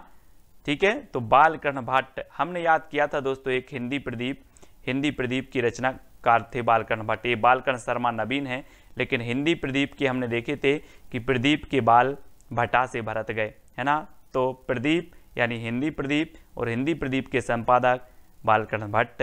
उसी प्रकार से आत्म बलिदान तो हम कर देंगे लेकिन बालों का बलिदान की मत बोलना। तो आत्म बलिदान के रचनाकार कौन होंगे, बाल से होगा बालकृष्ण शर्मा नवीन। ठीक है, अगला है तक्षशिला के रचनाकार कौन है। 4 विकल्प हैं और दोस्तों आपको पता होगा कि तक्षशिला विश्वविद्यालय बना था, है ना। और जो तक्षशिला है ये बौद्ध शिक्षा, बौद्ध धर्म से संबंधित था, यहाँ का जो क्षेत्र था। ठीक है, और तक्षशिला का क्या हुआ था, भारत में उदय हुआ था। तक्षशिला का भारत में उदय हुआ था, तो तक्षशिला के रचनाकार कौन होंगे? कौन होंगे?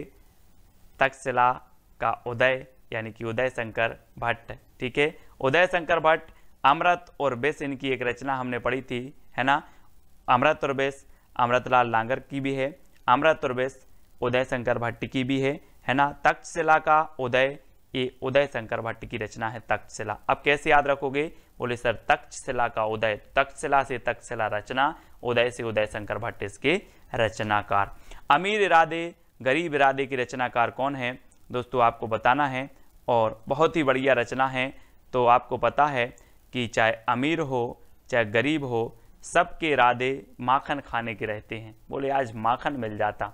अमीर हो या गरीब हो, सबके इरादे काय के रहते हैं? माखन खाने के रहते हैं। तो गरीब में अमीर इरादे और गरीब इरादे के रचनाकार कौन है? माखनलाल चतुर्वेदी, यानी कि डी नंबर आपका बिल्कुल सही हो जाएगा। ठीक है, अगला है झांसी की रानी कविता के रचनाकार कौन है? 4 विकल्प है, मैथिली शरण गोप, श्याम नारायण पांडे, बालकृष्ण शर्मा नवीन या फिर सुभद्रा कुमारी चौहान। और दोस्तों आपको पता है कि झांसी की रानी लक्ष्मीबाई ने सबके भद्रा उतार दिए थे। क्या उतार दिए थे?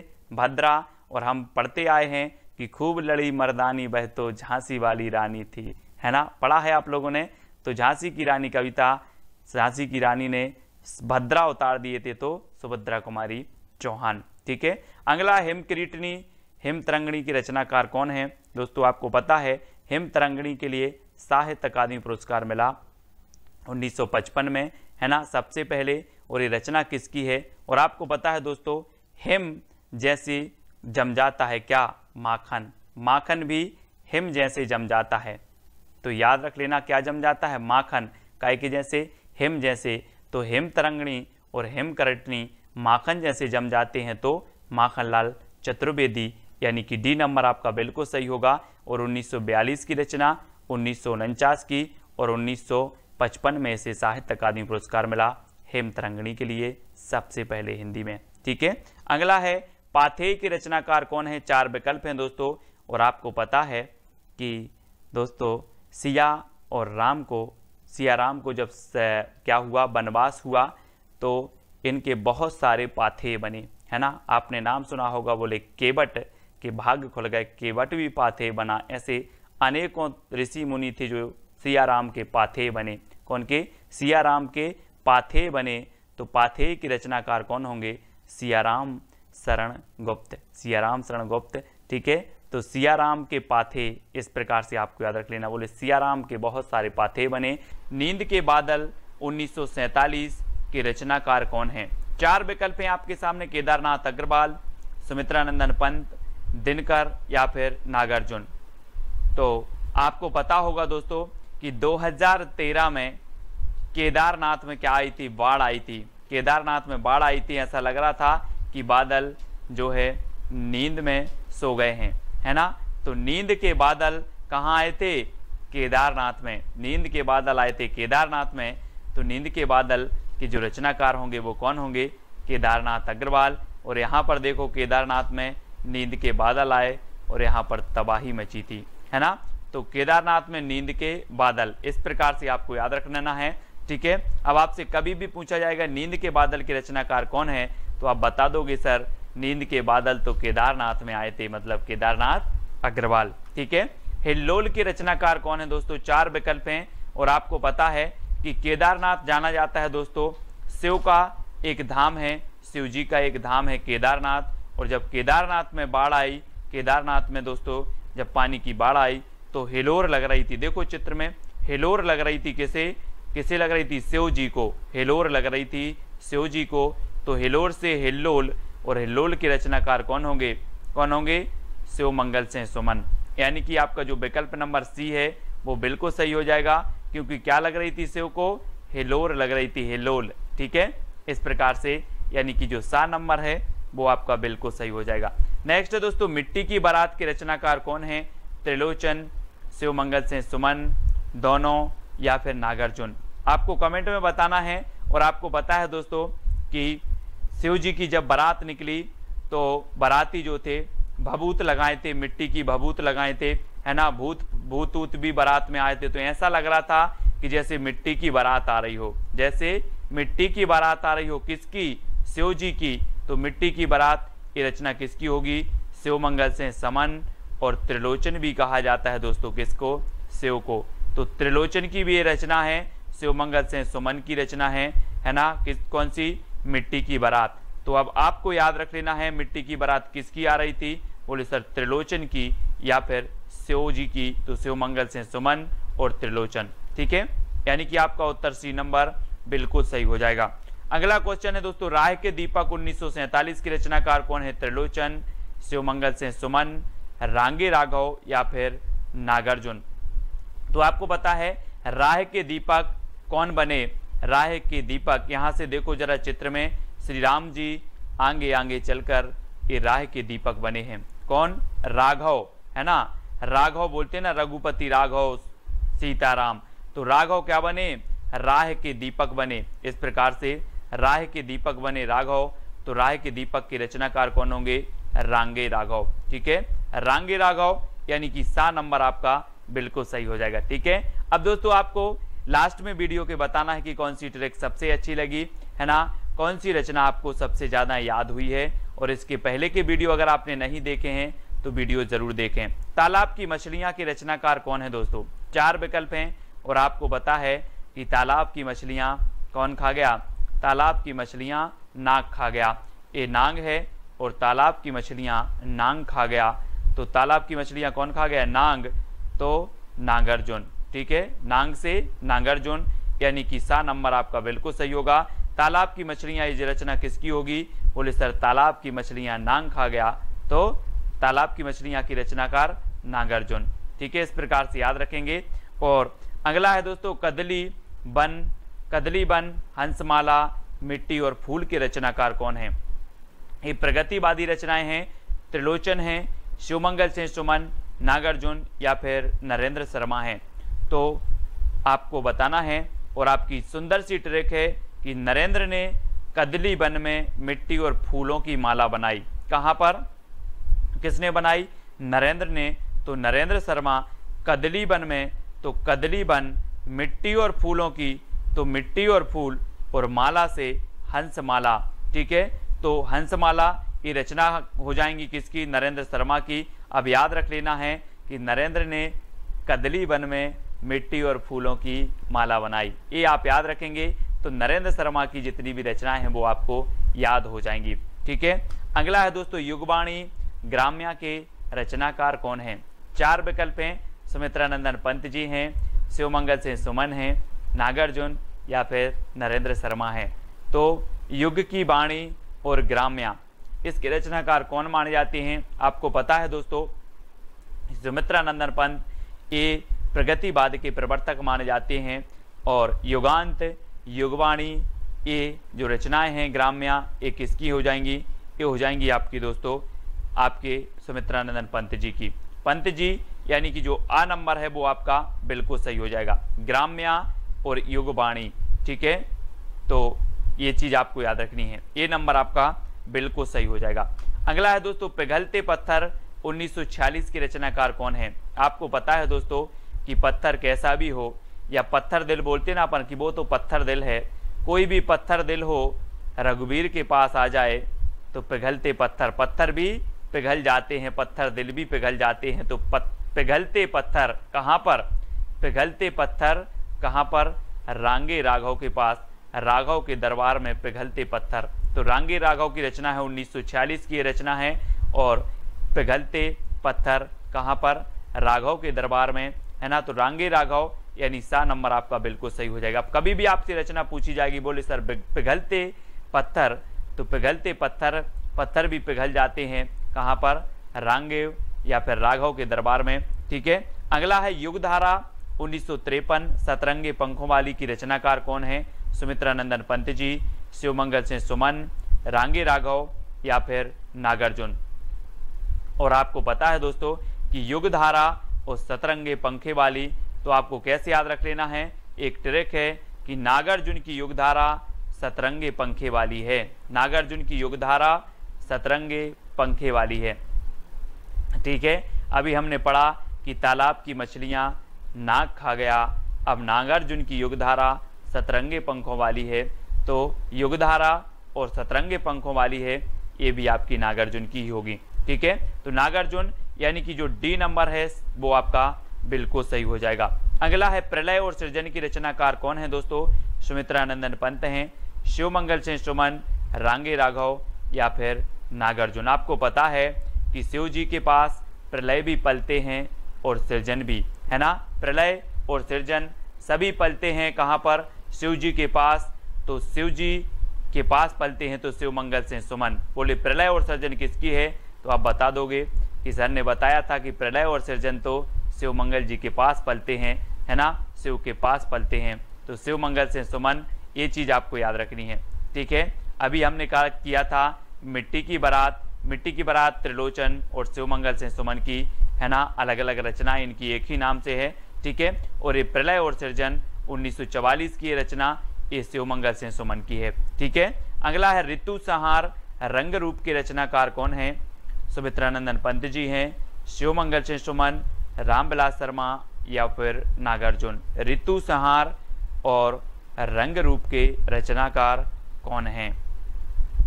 आपको याद रख लेना है, एक छोटा सा कोड है दोस्तों कि ऋतु का रंग रूप रामविलास जैसा है। ऋतु का रंग रूप कैसा है? रामविलास जैसा है।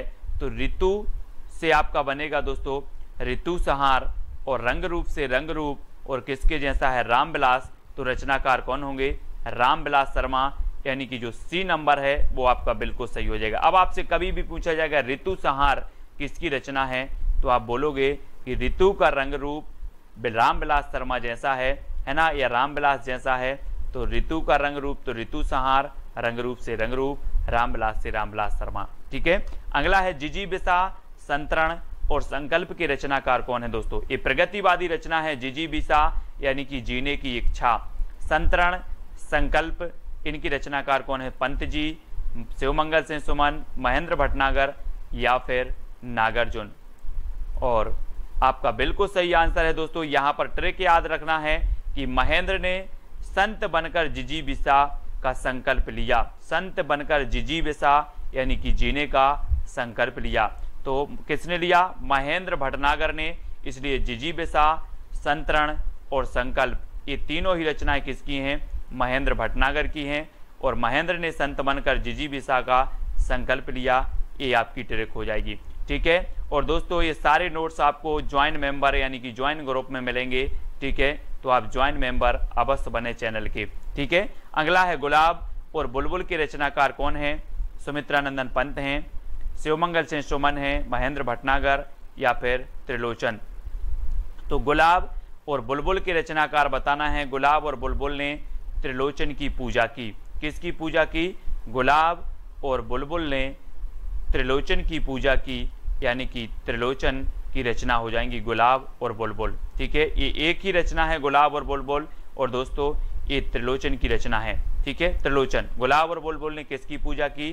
त्रिलोचन की। ठीक है, अगला है विश्वास बढ़ता गया पर आंखें नहीं भरी। विश्वास बढ़ता गया ये अलग रचना है, पर आंखें नहीं भरी ये अलग है। लेकिन आप पढ़ते हो कि विश्वास बढ़ता गया पर आंखें नहीं भरी, है ना। शिव को देखते देखते दर्शन करते करते विश्वास बढ़ता गया, पर दर्शन से दोस्तों आंखें नहीं भरी। आंखें नहीं भरी, ऐसा लगता कि शिव के दर्शन करते ही रहें। तो शिव को देखते देखते विश्वास बढ़ता गया पर आंखें नहीं भरी, ये आपकी ट्रिक है। शिव पर विश्वास बढ़ता गया पर आंखें नहीं भरी, ये दोनों ही रचना शिवमंगल सिंह सुमन की हैं। शिवमंगल सिंह सुमन की, है ना, विश्वास बढ़ता गया पर आंखें नहीं भरी। ठीक है, तो ये चीज़ आपका बी नंबर आपका बिल्कुल सही हो जाएगा, शिवमंगल सिंह सुमन। अगला है दोस्तों तुमने कहा था खून और शोले, ये किसकी रचनाएं हैं? अभी तक आपने फ्लैशबैक शैली में कौन सी रचना पढ़ी होगी दोस्तों? फ्लैशबैक शैली में पढ़ी होगी उसने कहा था, है ना। उसने कहा था पढ़ी थी, किसकी है उसने कहा था? चंद्रधर शर्मा गुलेरी की। लेकिन आज आपको तुमने कहा था भी पढ़ना है। तुमने कहा था खून और शोले की रचनाकार कौन है? सुमित्रानंदन पंत जी हैं, शिवमंगल सिंह सुमन, महेंद्र भटनागर या फिर नागार्जुन हैं। तब आपका बिल्कुल सही यहाँ पर आंसर हो जाएगा, तुमने कहा था कि खून और शोले। खून और शोले ये नागार्जुन की रचना है दोस्तों, खून और शोले, है ना। किसने कहा था? नांग ने कहा था, नागार्जुन ने कहा था कि खून और शोले, अभी कम सोया है और शोले, तो तुमने कहा था खून और शोले। ये रचनाएं हैं किसकी? नागार्जुन साहब की हैं, ठीक है। प्यासी पथराई आंखें नागार्जुन की है ना। इन सभी रचनाओं को याद रख लेना है। तुमने कहा था खून और शोले नागार्जुन जी की, ठीक है। बेला और नए पत्ते के रचनाकार कौन हैं? सुमित्रानंदन पंत जी हैं, निराला, महेंद्र भटनागर या फिर नागार्जुन। तो आपको पता है दोस्तों कि बेला हो या नए पत्ते हो या कुकुरमुत्ता हो, ये निराला जी की प्रगतिवादी रचनाएं मानी जाती हैं। आपको याद रख लेना है, आपसे क्वेश्चन पूछा जाएगा निम्न में से बताइए निराला की कौन सी रचना प्रगतिवादी है। तो आपको पता होगा बेला, नए पत्ते, कुकुरमुत्ता, ये इनकी प्रगतिवादी रचनाएं हैं। और कुकुरमुत्ता के नए पत्ते की बेला कैसी है? निराली है। तो कुकुरमुत्ता, नए पत्ते और बेला, ये तीनों ही रचनाएं निराली से बनेगा आपका निराला, ठीक है। तो निराली हैं। ये आपकी ट्रिक है कि कुकुरमुत्ता के नए पत्ते की बेला निराली है, ठीक है। तो यहां से याद रखेंगे। और बी नंबर आपका बिल्कुल सही होगा। पंख और पतवार के रचनाकार कौन है दोस्तों? पंख और पतवार, आपको पता है कि पंख और पतवार दोनों कहाँ चल रहे थे? कहाँ चल रहे थे? केदारनाथ में जब बाढ़ आई तो या तो पंख चल रहे थे, पंख यानी कि हेलीकॉप्टर उड़ रहे थे पंखा से, या फिर नाव की पतवार चल रही थी। कहाँ पर? केदारनाथ में। तो ये दो ही चीजें हो रही थी, बाकी और कुछ नहीं हो रहा था, पंख या तो पतवार। कहाँ? केदारनाथ। तो केदारनाथ अग्रवाल इसकी रचनाएं होंगी। अब कभी भी पूछा जाएगा कि पंख और पतवार के रचनाकार कौन है, तो आप बोलोगे कि पंख चल रहा था या फिर पतवार चल रही थी। कहाँ पर? केदारनाथ। तो केदारनाथ अग्रवाल, ठीक है। इस प्रकार से कटे अंगूठे के बंधनवार के रचनाकार कौन है? कटे अंगूठे सुमित्रानंदन पंत की है, निराला, केदारनाथ अग्रवाल या फिर शिवमंगल सिंह सुमन की है। कटे अंगूठे के बंधनवार, और बहुत ही बढ़िया है दोस्तों, अगर आप शिव की भक्ति करते हो तो आपके जो बंधनवार भी हैं वो सारे कट जाएंगे, है ना। कटे अंगूठे के बंधनवार और हम करते करते शिव की भक्ति, ये आपके कट जाएंगे, यानी कि शिवमंगल सिंह सुमन आपका बिल्कुल सही हो जाएगा। बोले शिव की भक्ति करते करते कटे अंगूठे के बंधनवार, कटे अंगूठे के बंधनवार शिवमंगल सिंह सुमन। हजार हजार बाहों वाली की रचनाकार कौन है दोस्तों? सुमित्रानंदन पंत, नागार्जुन, केदारनाथ अग्रवाल, शिवमंगल सिंह सुमन। और आपको पता होगा कि हजार हजार बाहों वाला व्यक्ति भी आ जाए लेकिन नांग को नहीं पकड़ पाएगा। किसको नहीं पकड़ पाएगा? नांग को। तो ये रचना किसकी होगी? किसकी होगी? बोले सर हजार बाहों वाली भी आ जाएं तब भी नांग को नहीं पकड़ पाएंगे, तो नागार्जुन की रचना हो जाएगी हजार हजार बाहों वाली, यानी कि आपका जो बी नंबर है वो आपका बिल्कुल सही हो जाएगा, ठीक है। B number. अजय खंडहर के रचनाकार कौन है? अजय खंडहर बताना है दोस्तों, और 4 विकल्प हैं और आपको बताना है कि अजय कौन था। अजय कौन था? सुमित्रानंदन पंत, राघव थे, केदारनाथ थे या फिर शिवमंगल सिंह सुमन। आपको पता होगा कि जो राघव थे, राघव ये अजय थे, इन्हें जीता नहीं जा सकता था, है ना। राघव से आपका बनेगा रांगे राघव और अजय से अजय खंडहर। अजय खंडहर के रचनाकार कौन होंगे? रांगे राघव, है ना। अब आपसे कभी पूछा जाएगा अजय खंडहर किसकी है, तो बोले सर अजय तो राघव थे, तो राघव को जीता नहीं जा सकता, तो रांगे राघव की रचना है अजय खंडहर। मैं वक्त के हूँ सामने की रचनाकार कौन है? 2 सेकंड आपको दिए जाएंगे, आपको उत्तर बताना है। मैं वक्त के हूँ सामने की रचनाकार कौन है? गिरजा कुमार माथुर, भवानी प्रसाद मिश्र, शमशेर बहादुर या फिर अज्ञे। तो मैंने आपको कई बार याद करवाया हूं दोस्तों कि वक्त के सामने क्यों खड़े हो? गिरजा। वक्त के सामने क्यों खड़े हो? गिर जाओ भाई। तो किसकी हो जी? गिरजा, तो गिरजा कुमार माथुर की, यानी कि ये नंबर आपका बिल्कुल सही हो जाएगा। और दोस्तों आपको पता है कि इसे 1991 में साहित्य अकादमी पुरस्कार भी मिला है। मैं वक्त के हूँ सामने के लिए गिरजा कुमार माथुर की रचना है और इसे 1991 में साहित्य अकादमी पुरस्कार मिल जाता है, ठीक है। अगला क्वेश्चन है प्लाट का मोर्चा के रचनाकार कौन है? अब 2 सेकंड आपको दिए जाते हैं और दोस्तों प्लाट के मोर्चे में कोई सियार को उतारोगे कि शेर को उतारोगे? जल्दी से बताना है। प्लाट के, बोले सर बेटा प्लाट के मोर्चे में मैं सियार को नहीं शेर को उतारूंगा, यानी कि प्लाट का मोर्चा शमशेर बहादुर। किसकी होगी रचना? शमशेर बहादुर का। अब याद रखना है आपको, प्लाट के मोर्चे में सियार को नहीं शेर को उतारना है, तो शमशेर बहादुर यानी सा नंबर आपका बिल्कुल सही हो जाएगा। ठीक है, अगला है दोस्तों गीत फरोश के रचनाकार कौन है? गीत फरोश। 4 विकल्प पे 2 सेकंड आपको दिए जाते हैं। दोस्तों हमें किसके गीत गाना है? हमें गीत गाना है भवानी के। किसके गीत गाना है? भवानी के गीत गाना है। तो गीत फरोश रचना के रचनाकार कौन होंगे? कौन होंगे?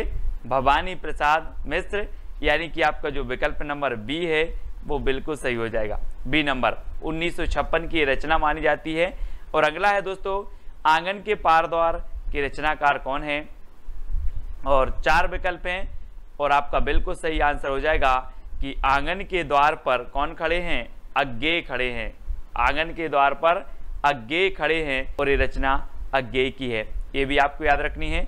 ठीक है, चांद का मोह टेढ़ा के रचनाकार कौन है? दोस्तों 4 विकल्प हैं। मैं आपको बता दूं कि अगर व्यक्ति की मुक्ति हो जाए तो उसका जो मोह होता है वो सीधा नहीं रहता, ऐसा हो जाता टेढ़ा।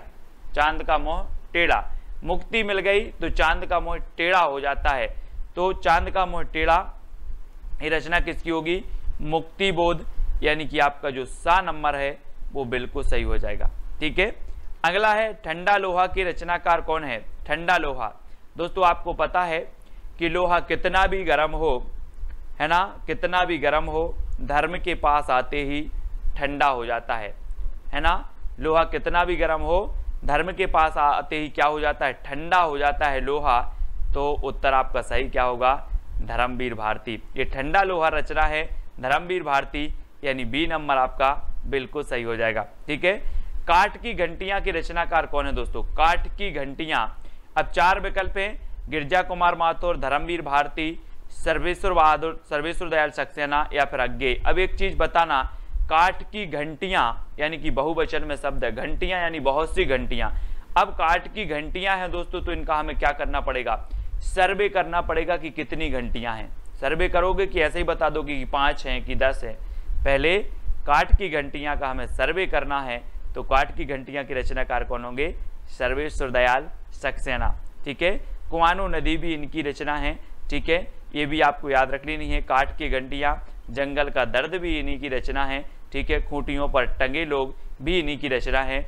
इनको याद रख लेना है। सिर्फ सर्वे आपको याद करना, सर्वे, काठ की घंटियों का सर्वे करना है। बुनी हुई रस्सी के रचनाकार कौन है? दोस्तों आपको पता है दोस्तों, जब आप जाते हो कहाँ? भवानी के मंदिर में जाते हो, भवानी के मंदिर में, तो वहां पर इस प्रकार से आपको एक बुनी हुई रस्सी मिलती है ना, हाथ में बांधने के लिए पचरंगा धागा है। बुनी हुई रस्सी आपको भवानी के दरबार में मिलती है। कहाँ मिलती है?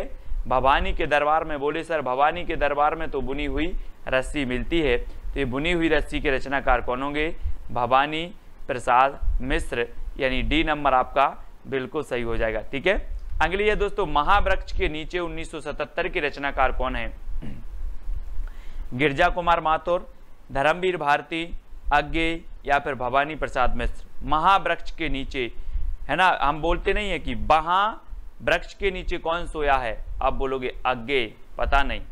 वहां वृक्ष के नीचे, महावृक्ष के नीचे या फिर वहां वृक्ष के नीचे कौन सोया है? अज्ञेय, पता नहीं। अज्ञेय, तो ये अज्ञेय की रचना है, महावृक्ष के नीचे अज्ञेय। ठीक है, सा नंबर आपका बिल्कुल सही हो जाएगा। अगला है सपना अभी भी के रचनाकार कौन है? 2 सेकंड आपको दिए जाते हैं दोस्तों। सपना अभी भी है काय का? धर्म करने का। सपना अभी भी है धर्म करने का, तो धर्मवीर भारती, यानी उत्तर आपका सही क्या हो जाएगा? विकल्प नंबर बी। ठीक है, आपने पढ़ा होगा दोस्तों गुनाहों का देवता, सपना अभी भी है, ठंडा लोहा, ये सारी रचनाएं धर्मवीर भारती की हैं, जिनको हमने ट्रिक से कई बार याद करवाया है। खूंटियों पर टंगे लोग, अब दोस्तों एक चीज बताना कि खूंटियों पर टंगे लोगों का हमें क्या करना पड़ेगा? सर्वे करना पड़ेगा, तब हमें पता चलेगा कि खूंटियों पर कितने लोग टंगे हैं। तो खूंटियों पर टंगे लोग का क्या करना है? सर्वे। तो सर्वेश्वर दयाल सक्सेना की ये क्या हो जाएगी? रचना हो जाएगी। ठीक है, अगला है शिलापंख चमकीली के रचनाकार कौन है? दोस्तों एक पक्षी था, उसने बोला कि मेरे जो शिलापंख थे वो बहुत चमकीले थे, अब क्या हो गए हैं? गिर गए हैं, है ना। आपने जटायु का नाम सुना होगा।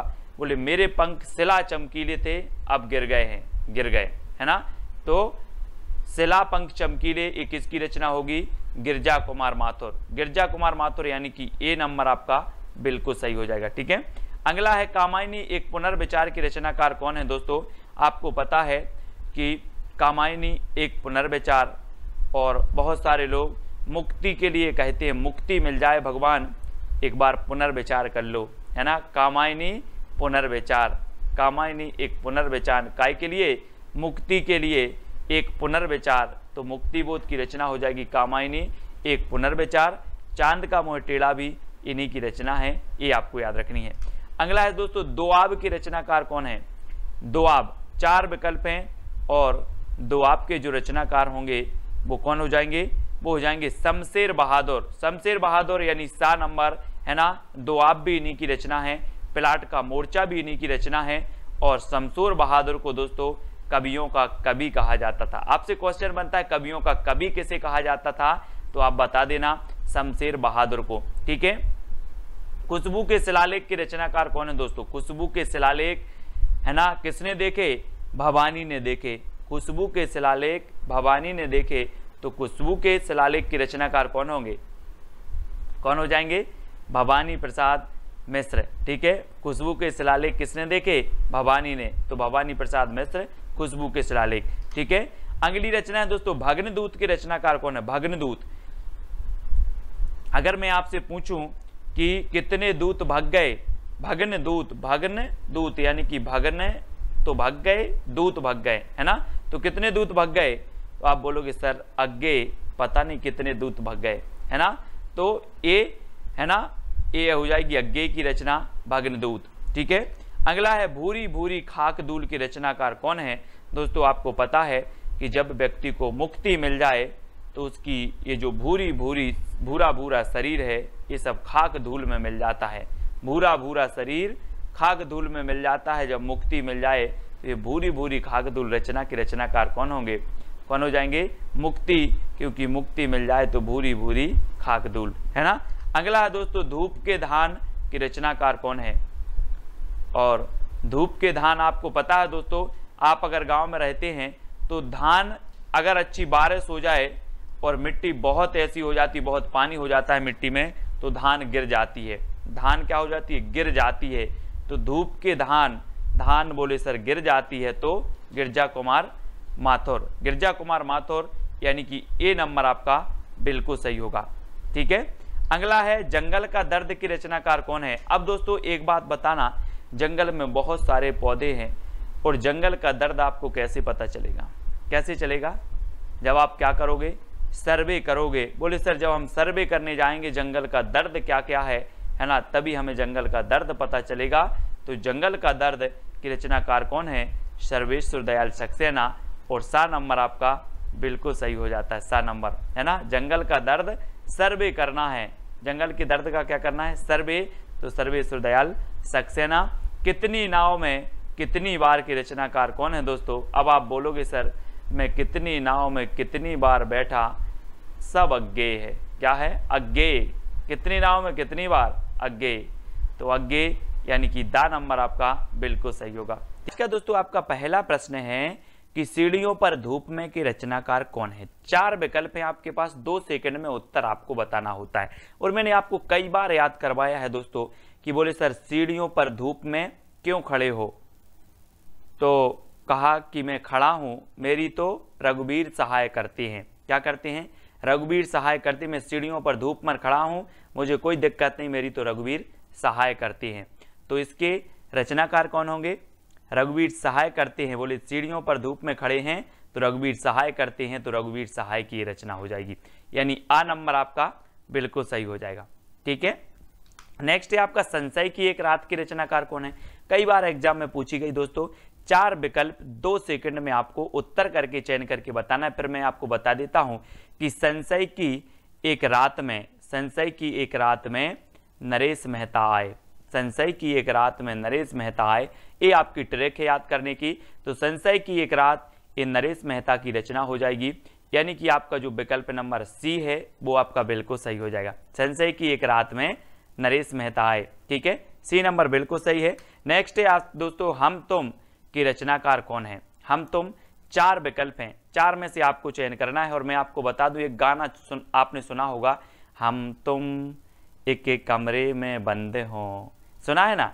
तो दोस्तों क्या कुंवर लोग, आजकल के जो कुंवर लोग हैं, कुंवर, वो चाहते हैं कि हम तुम एक कमरे में बंद हों। तो यहाँ पर रचना है आपकी हम तुम, और कौन चाहते हैं? कुंवर लोग। तो कुंवर नारायण की हो जाएगी, कुंवर नारायण, यानी डी नंबर आपका बिल्कुल सही हो जाएगा।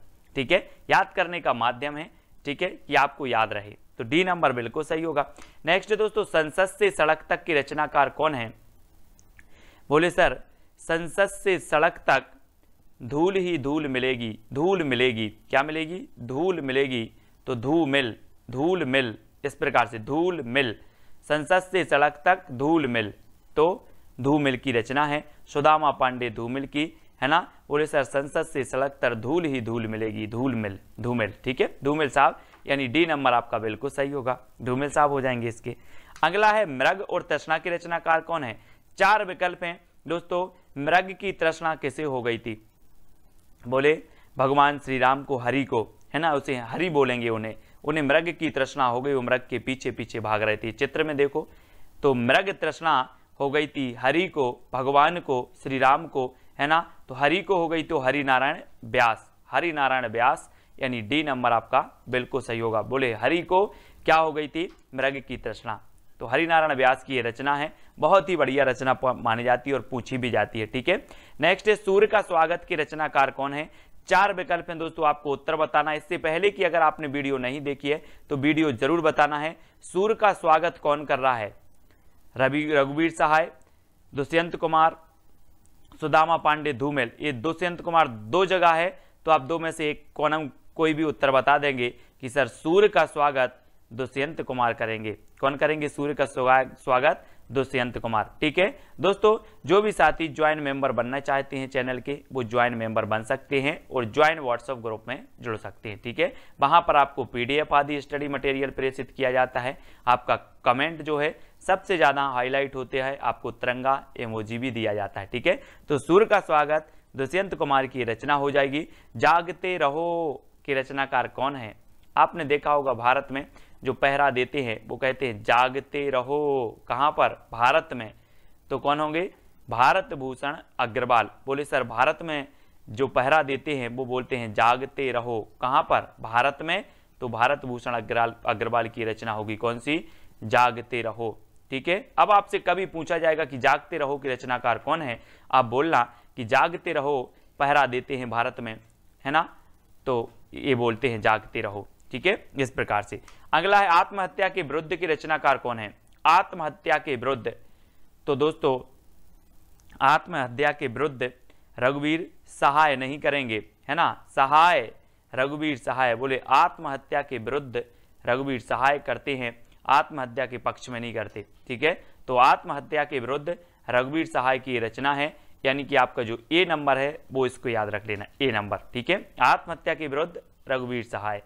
ठीक है, आत्महत्या के विरुद्ध रघुवीर सहाय। धूप में, है ना, सीढ़ियों पर धूप में रघुवीर सहाय, इनको याद करेंगे। ये पूछी जाती रचना। परिवेश के रचनाकार कौन है? दोस्तों आपने प्राचीन काल में पढ़ा होगा कि राजा महाराजाओं के पास कुंवर होते थे। बोले कुंवर हुए हैं, है ना, कुंवर हुए हैं, तो वो कुंवर को बहुत अच्छा परिवेश देते थे। क्या देते थे? परिवेश। किसको? कुंवर को। कुंवर को राजा महाराजा परिवेश देते थे। तो रचना परिवेश किसकी हो जाएगी? किसकी होगी? कुंवर नारायण की। किसकी? कुंवर नारायण की, यानी कि आपका जो विकल्प नंबर ए है वो बिल्कुल सही हो जाएगा। बोले कुंवर का परिवेश, कुंवर का परिवेश, ऐसे याद रखेंगे। ठीक है, अगला है दोस्तों मछली घर के रचनाकार कौन है? आपने पढ़ा होगा पहले कि बोले मछली जल की रानी है, जीवन उसका पानी है। बच्चे पढ़ते ना, अपन ने भी पढ़ा है बहुत। और मछली की रचना, मछली घर के जो रचनाकार हैं, और इसको याद करने की ट्रिक है, मछली घर में विजय देव पकड़े गए। कौन पकड़े गए? विजय देव पकड़े गए। तो मछली घर रचना हो जाएगी विजय देव नारायण शाही। मछली घर में विजय देव पकड़े गए, तो विजय देव नारायण शाही, यानी डी नंबर आपका बिल्कुल सही होगा। ठीक है, डी नंबर। अगला है दोस्तों आपको चांदनी और चुनर की रचनाकार कौन है? 2 सेकंड में आपको उत्तर बताना है और इसका बिल्कुल सही आंसर हो जाएगा। कौन है चांदनी और चुनर? शकुंत माथुर। शकुंत माथुर यानी कि शकुंत माथुर ने चांदनी की चुनर ओढ़ी। किसने? शकुंत माथुर ने चांदनी की चुनर ओढ़ी। तो चांदनी और चुनर के रचनाकार होंगे शकुंत माथुर। इस प्रकार से याद रखेंगे। क्या बोलोगे अब कि शकुंत माथुर ने चांदनी की चुनर ओढ़ी। ठीक है, इस प्रकार से। नेक्स्ट है नाव के पांव के रचनाकार कौन है? दोस्तों आपने देखे नाव के पांव? बोले सर नहीं देखे। तो ये किसने काट दिए? जगदीश ने। कोई जगदीश नाम का लड़का है, उसने नाव के पांव काट दिए। बोले सर जगदीश ने नाव के पांव काट दिए, तो क्या हो जाएंगे? नाव के पांव के रचनाकार होंगे जगदीश गुप्त। कौन होंगे? जगदीश गुप्त। किसने काट दिए नाव के पांव? जगदीश ने। ठीक है, तो नाव के पांव रचना किसकी होगी? जगदीश गुप्त की हो जाएगी, यानी सा नंबर आपका बिल्कुल सही हो जाएगा। ठीक है, मुक्ति प्रसंग कंकावती के रचनाकार कौन है? बहुत ही बढ़िया प्रश्न है दोस्तों। और मुक्ति प्रसन्न और कंकावती ये दो रचनाएं हैं, और ये दो रचनाएं किसकी हैं? तो वो हैं राजकमल चौधरी। राजकमल चौधरी की मुक्ति का प्रसंग कंकावती से पूछो, है ना। राजकमल की मुक्ति का प्रसंग किससे पूछो? कंकावती से। तो राजकमल से हो जाएगा आपका राजकमल चौधरी, मुक्ति से हो जाएगा मुक्ति प्रसंग, कंकावती से कंकावती।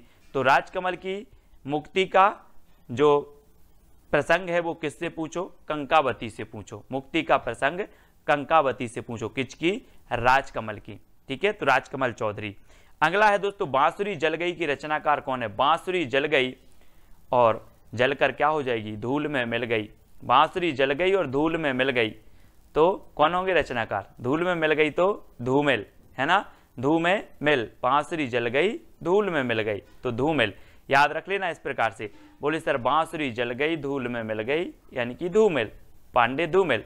ठीक है, संसद से सड़क तक धूमिल ही धू ही मिलेगी, धूमिल। संसद से सड़क तक धूमिल, बांसुरी जल गई धू में मिल गई, है ना, तो धूमिल। इस प्रकार से। अगला देखो अनुपस्थित लोग के रचनाकार कौन है? अनुपस्थित लोग। आपको पता है दोस्तों भारत के लोग बहुत अनुपस्थित होते हैं। आज के वीडियो में भी बहुत सारे लोग भारत के जो हैं अपने वो सब अनुपस्थित हैं, है ना। तो अनुपस्थित लोग कहाँ के होते हैं? भारत के वो होते हैं सर। तो भारत भूषण अग्रवाल, भारत भूषण अग्रवाल, है ना। क्योंकि भारत के लोग क्या होते हैं? अनुपस्थित होते हैं। तो भारत से भारत भूषण अग्रवाल की रचना हो जाएगी अनुपस्थित लोग। ठीक है, अगला है दोस्तों उठे बादल झुके बादल। उठे बादल और झुके बादल का हमें क्या नापना है? व्यास। उठे बादल और झुके बादल का व्यास नापना है, तो इसके रचनाकार कौन होंगे? हरि नारायण व्यास। अब मैं आपसे कहूंगा कि उठे बादल और झुके बादल का व्यास नाप कराओ, तो आप व्यास नाप कराओगे। बोले सर हरि नारायण व्यास, उठे बादल झुके बादल। ठीक है, इस प्रकार से। और उत्तर आपका हो जाएगा विकल्प नंबर सी, और सा नंबर आपका बिल्कुल सही होगा। ठीक है, अगला है कुआनो नदी की रचनाकार कौन है? कुंवर नारायण, दुष्यंत कुमार, सर्वेश्वर दयाल सक्सेना या फिर भारत भूषण अग्रवाल। कुआनो नदी, कुआं और नदी का क्या करके आओ? सर्वे करके आओ। मैंने कहा कि अपने क्षेत्र में, अपने राज्य में कितने कुआं हैं, कितनी नदी हैं, सर्वे करके आओ। तो कुआनो नदी किसकी हो जाएगी? सर्वे करके आओ। तो सर्वेश्वर दयाल सक्सेना। काठ की घंटियां, है ना, कूठियों पर टंगे लोग, जंगल का दर्द और कुआनो नदी, ये पूछी जाती हमेशा। इनको याद रख लेना है। तो है ना, कौन कौन सा? जंगल का दर्द, काठ की घंटियां, ठीक है, और एक और है दोस्तों खूंटियों पर टंगे लोग। ये रचनाएं हमेशा आती हैं सर्वेश्वर दयाल सक्सेना की। बकरी भी इन्हीं की है दोस्तों, एक बकरी रचना है, बकरी। ठीक है, माया दर्पण के रचनाकार कौन है? कुंवर नारायण, दुष्यंत कुमार, श्रीकांत वर्मा या फिर भारत भूषण अग्रवाल। माया दर्पण, है ना। बोले सर माया के दर्पण में श्रीकांत वर्मा बन गए, है ना। माया के दर्पण में श्रीकांत वर्मा बन गए, याद रख लेना है आप। माया के दर्पण में श्रीकांत वर्मा बन गए, वर्मा बन गए, तो श्रीकांत वर्मा की रचना हो जाएगी कौन सी? माया दर्पण। माया के दर्पण में श्रीकांत वर्मा बन गए। ठीक है, इस प्रकार से।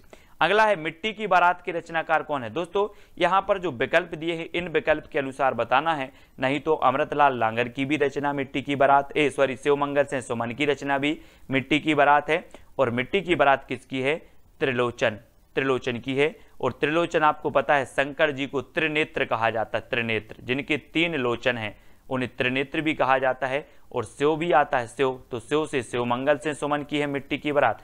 और यहाँ पर त्रिलोचन आ रहा है तो त्रिलोचन की भी मिट्टी की बारात है। इसको याद रख लेंगे, यानी कि आपका सा नंबर बिल्कुल सही हो जाएगा। ठीक है, अब अगला दोस्तों, बोलने दो चीड़ को, बोलने दो चीड़ को, ये कौन बोलेगा, कौन बोलेगा? कोई भिखारी बोलेगा कि राजा बोलेगा, है ना? राजा कुर्सी पर बैठता है ऊंचे और बोलता है कि बोलने दो चीड़ को, बोलने दो चीड़ को।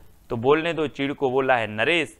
कौन बोला है? नरेश बोल रहा है, तो नरेश मेहता, है ना? कोई नरेश है और वो बोल रहा है कुर्सी पर, ऊंची कुर्सी पर बैठा है, बोल रहा है बोलने दो चीड़ को, नरेश मेहता, बोलने दो चीड़ को, नरेश मेहता। और सा नंबर आपका बिल्कुल सही हो जाएगा।